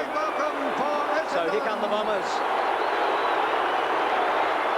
out of the 20 have experienced winning a grand final here in 1985, and 7 of those 8 were here also in 1984. Alan Izard is one of them. So they've been here before. For Collingwood, just 3 of their players have played in a grand final. Banks in 79, and then after him, Dacos and Tony Shaw. Dacos in 80-81. But Essendon, who was top of the table for 13 of the 22 weeks, suddenly find themselves as the underdog. Michael Roberts is going to have a spectacular view today at ground level. Michael, the condition of the ground and also the weather. Well, Bruce, right through the final series, we've had tremendous weather, and for the big one, that wind has lifted, but the sun's out here at the MCG. It looks fantastic. The current temperature at the moment is 18 degrees, the expected top 18, the relative humidity 54%, the wind gusting up to 10 kilometres, heading left of screen to the left half-forward flank northern stand, a 2 to 3 goal advantage there. The ground is firm, excellent condition, and the forecast fine and sunny. Thanks for that, Michael Roberts. Well, Dixie Marshall's high in the sky in the Channel 7 helicopter. Dixie, it must be an eerie feeling up there. I know it's a cliche, but this is picture postcard stuff. It's a very special view from here, as you say, almost eerie. All around the MCG, the streets and the homes are quiet, and yet there's this one mass of colour and noise and people lumped together at Australia's most famous sporting ground here in the very middle of Melbourne.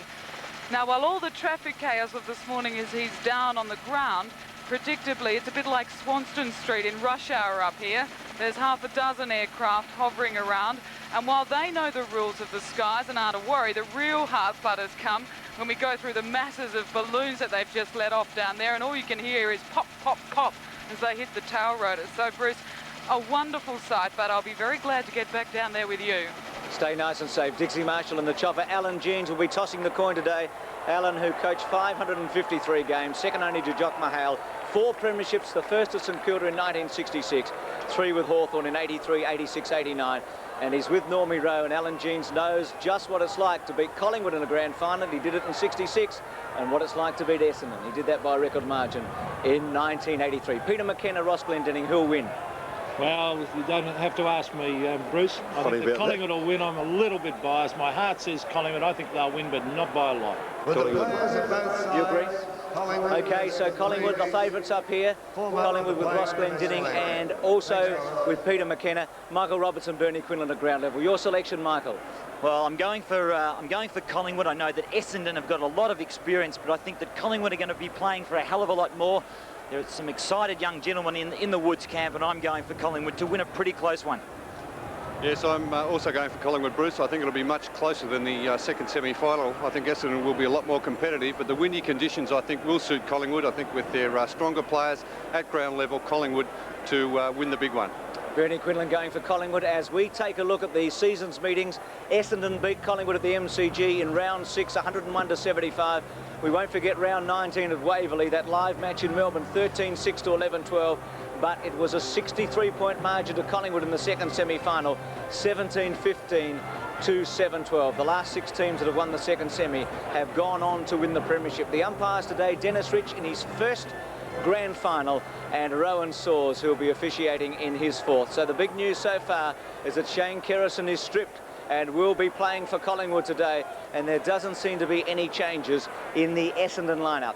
Kevin Sheedy, 2 premierships under his belt. He's played as a premiership player, of course, with Richmond. He was captain of that club. There's Kerrison. How excited must he be today, knowing that he's got the chance, maybe, to play in the first Collingwood premiership in 32 years. These players will be immortalised today if they can win. And as I said before, not one of them was born when Collingwood won that premiership in 1958. Lee Matthews has done everything there is possible in football. He was captain of Hawthorn when they won a premiership. He's played in premiership teams. He's been one of the greatest players of the game. Today he has a chance to coach a winning team. Tim Watson would love to lead Essendon to a victory. Terry Danaher did that in 1984 and 85. Time for the national anthem, Advance Australia Fair. Normie Rowe with the Victorian Children's Choir, the Australian national anthem. By Normie Rowe, together with the Victorian Children's Choir. Thank you.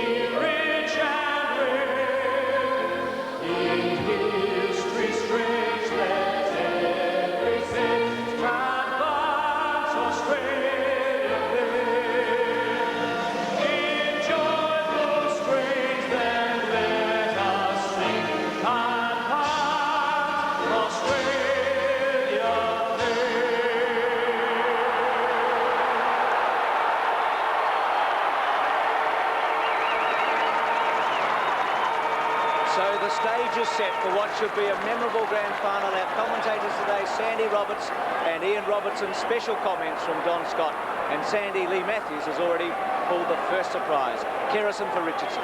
Yes, thank you, Bruce, and good afternoon, everyone. Let's go down for the toss now. Alan Jeans, quite a moment for him. Tim Watson and Tony Shorley and Michael Roberts. Got the coin. He's put it in the air. It's landed on heads. I think Tim Watson has won the toss.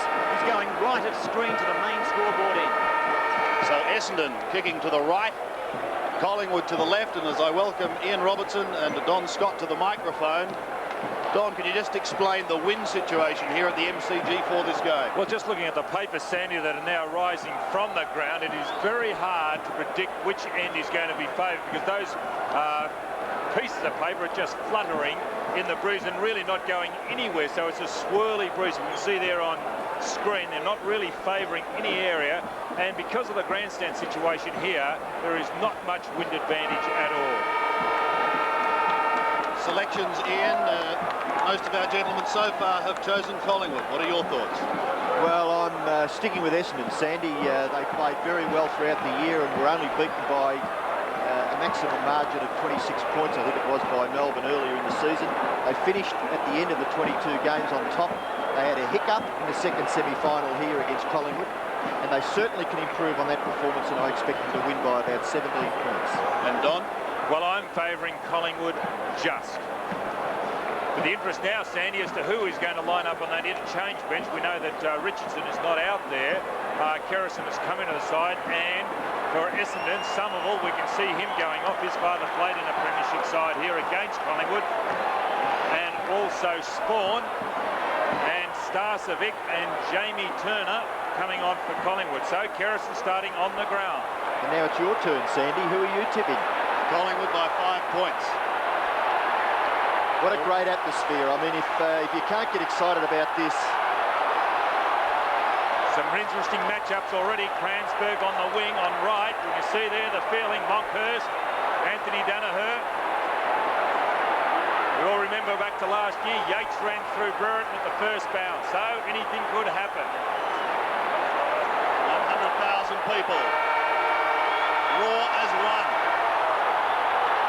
The game's greatest prize is up for grabs. Here's the opening bounce. Simon Madden up against Manson. Couldn't take it away. Neither Francis. Pack develops in the middle. The umpire allowing it to go on. And it's Kerrison late into the team who sends the Pies into attack. Over the head of Monkhurst. Danaher getting back first. We'll see it over the line. That was touched. And 1 point. First score of the day. Going to the Pies. Off the boot is Shane Kerrison, who started on the back line and Ezard and came very quickly into the centre bounce. Anthony Danaher sizing up his options. Comes to the members' flank with a good-looking kick. His brother Terry is in front of the pack. Couldn't complete the mark. Cransberg in strongly. Brown could have been pushed. He'll take it from outside 50. Interesting, Brown not lining up at full forward. He's had a wonderful final series to date. Centering kick in towards Manson. Came in from the side. Couldn't complete the mark. Tony Shaw kick, his partner smothered. In towards full forward. Ezard taps away. Chris Danaher. 3 Danaher brothers playing today. Back towards Vanderhaar. Kelly defends well with a solid punch. Thompson is caught. Loses the football. Clear to kick it. Towards centre wing. Kelly on all fours. Gets it away to Kerrison. Short to half forward. It's good. He finds Russell. So Russell has a clean possession. Just beyond centre half forward. The kick is high towards the goal square. Chipping in now Thompson. He's under enormous pressure for Essendon. Now Grenbold. Can't quite break clear, but he's held, but he didn't have it. So Grenbold will take the free kick at centre half back. The umpire in the right position on that occasion. Rowan Sawyers. Grenbold plays on quickly. Kicks it in towards the centre. Vanderhaar's in the van. He can't mark. Good punch from behind by Kelly. Kick it over, runs it. There's some tough, real tough crunches going on. A free kick has been picked out of it. Shaw and Kick can have a dust-up. The free kick will go back to the Collingwood player in the centre of the ground. It's McGuan. And Collingwood will go into attack once again. They've had the most of the football. The kick right out in front, leading Barwick. Outside 50, Barwick goes back to get onto the right foot. Holds onto it, now gives the hand pass back to Mullane. Mullane onto the left foot.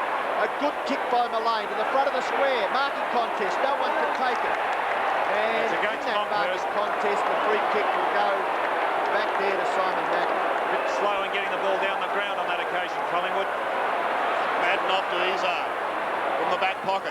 Wide to the outer side. One of the potential matchups of the season is between these two.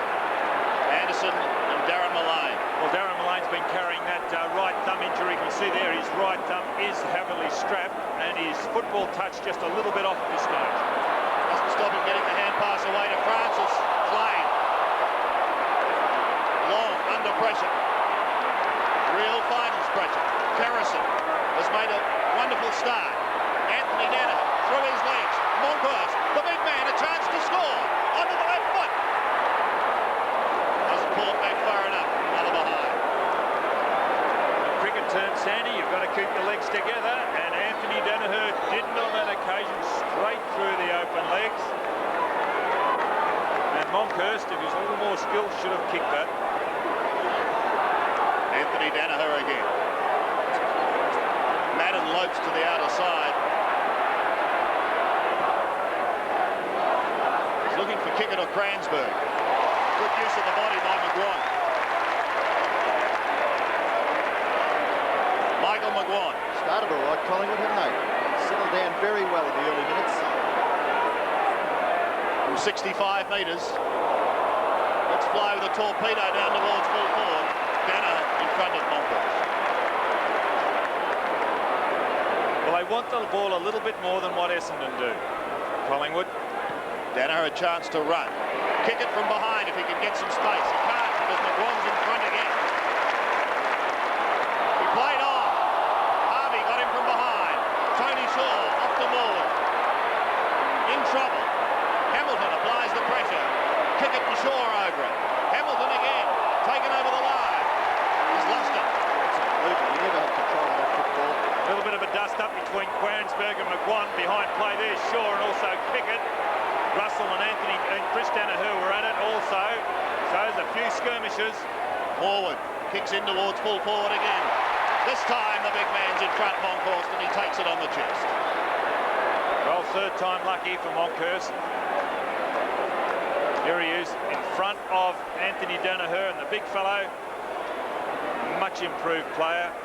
Starting off at the full forward line, has played all his games this year in the ruck as #1 ruckman. And from here we'll be able to gauge just how severe this wind is. He drifted right across the face. It bounces off the chest of Manson. Dacos, always a danger in front. O'Donnell on his hammer. That'll be another classic duel. Tapped wide by Vanderhaar, solidly met. Loses it. Izard. And Alan Izard pushes Essendon out of trouble to the outer wing, and Tim Sandy, Watson. brilliant play by O'Donnell there to just harass Dacos out of it. Chance for Michael Long, the mercurial Michael Long. Gets around, the left foot kick looking for Kickett. But in short, Thompson takes the mark for the Bombers. He stands his ground, doesn't he, Mark Thompson? He's a solid, courageous player. The kick is long to the opposite side of the ground. Hamilton. To Hamilton, it's been paid on the 50-metre line. And that's great running from Hamilton. Coming down on that back line, you can see there. He's well within kicking distance. They're 55 metres out. Hamilton's kick, the drop punt. Across the face. Salmon! Written all over. The football was Paul Salmon's name, and he marks 25 metres out directly in front.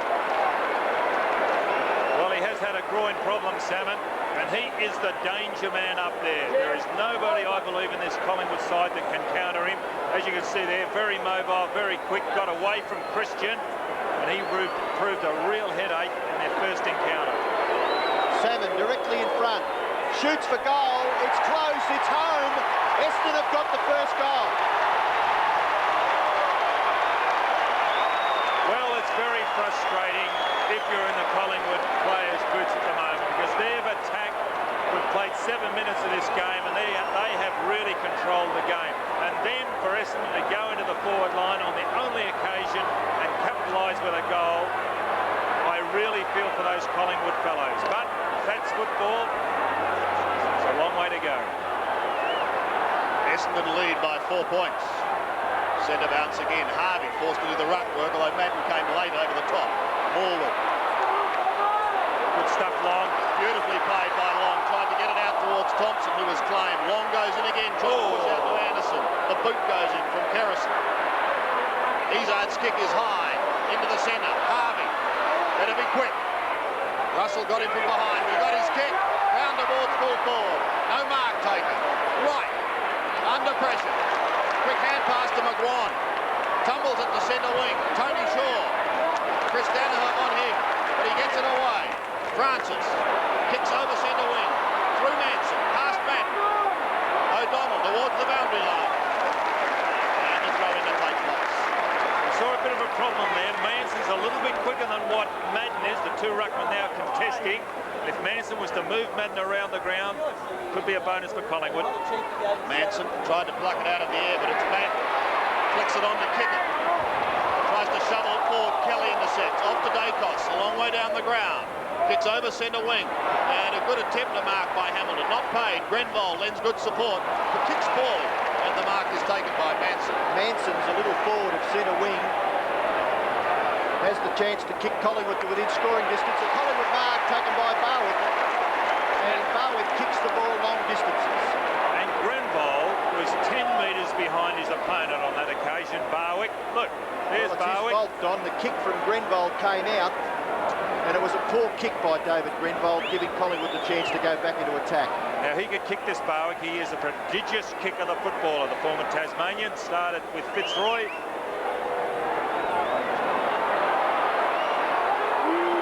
Barwick will need a 60-metre kick to score. It's a beautiful looking kick.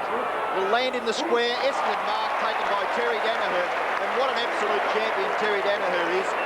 They had a big job back there picking up Gavin Brown, and this man has it. Terry Danaher. At full-back. Comes to the members' side. The drop punt kick goes outside 50. Van der Haar in front. And he takes the mark. Paul Van der Haar, the Flying Dutchman. In one of his last games of AFL football, I would suggest, playing in a grand final. Towards the wing. He's looking for Cransberg. Russell pulled off the ball. Cransberg overruns it. So too does McGuan. Morwood flicks it back to try and accommodate Russell. But he takes it over the line with good pressure work from Chris Danner. Already a change been made. Cransberg off right. Now Long is picking up right. On centre wing. Manson to Russell. To half-forward Datos. Well, he wanted Barwick going past. He's just a little too quick. O'Donnell into the space. Watson, will we see a lightning burst of speed? Stabs it up to half-forward, looking for Buick. Christian and Salmon both go to ground. Christian first to recover. Kicks wide. Again towards the members' wing. Cransberg almost gave a nose. Madden had an area, and the ball sailed over the line. Will you expect a fiery opening? We just have not had it, Sandy. No, it's just been good finals pressure. Madden in front. Down towards Thompson. Been a key player for the Bombers. It's good pressure by Scott Russell, though. He gave the kick away to Thompson. It just shows how these players are psyched up. They've got the right ideas and firmly planted in their brain. Kick down towards the 50-metre line for the Bombers. Long and low, the drop punt. The only man to fly is Dennis Banks. And he takes it at half-back. Plays on quickly to Gaither. Gaither goes further to Mullane. Mullane, the left foot kick. No one home for Collingwood. Coming up is Thompson. Thompson's had 4 possessions already. Buick, left foot kick by that player towards full forward. Right goes for the player, which was Salmon. Back there is Christian. Christian tidies up for the Magpies off to Tony Shaw, and Tony Shaw's high drop punt kick towards centre wing, nearly the mark to Matt. Helping out is Buick.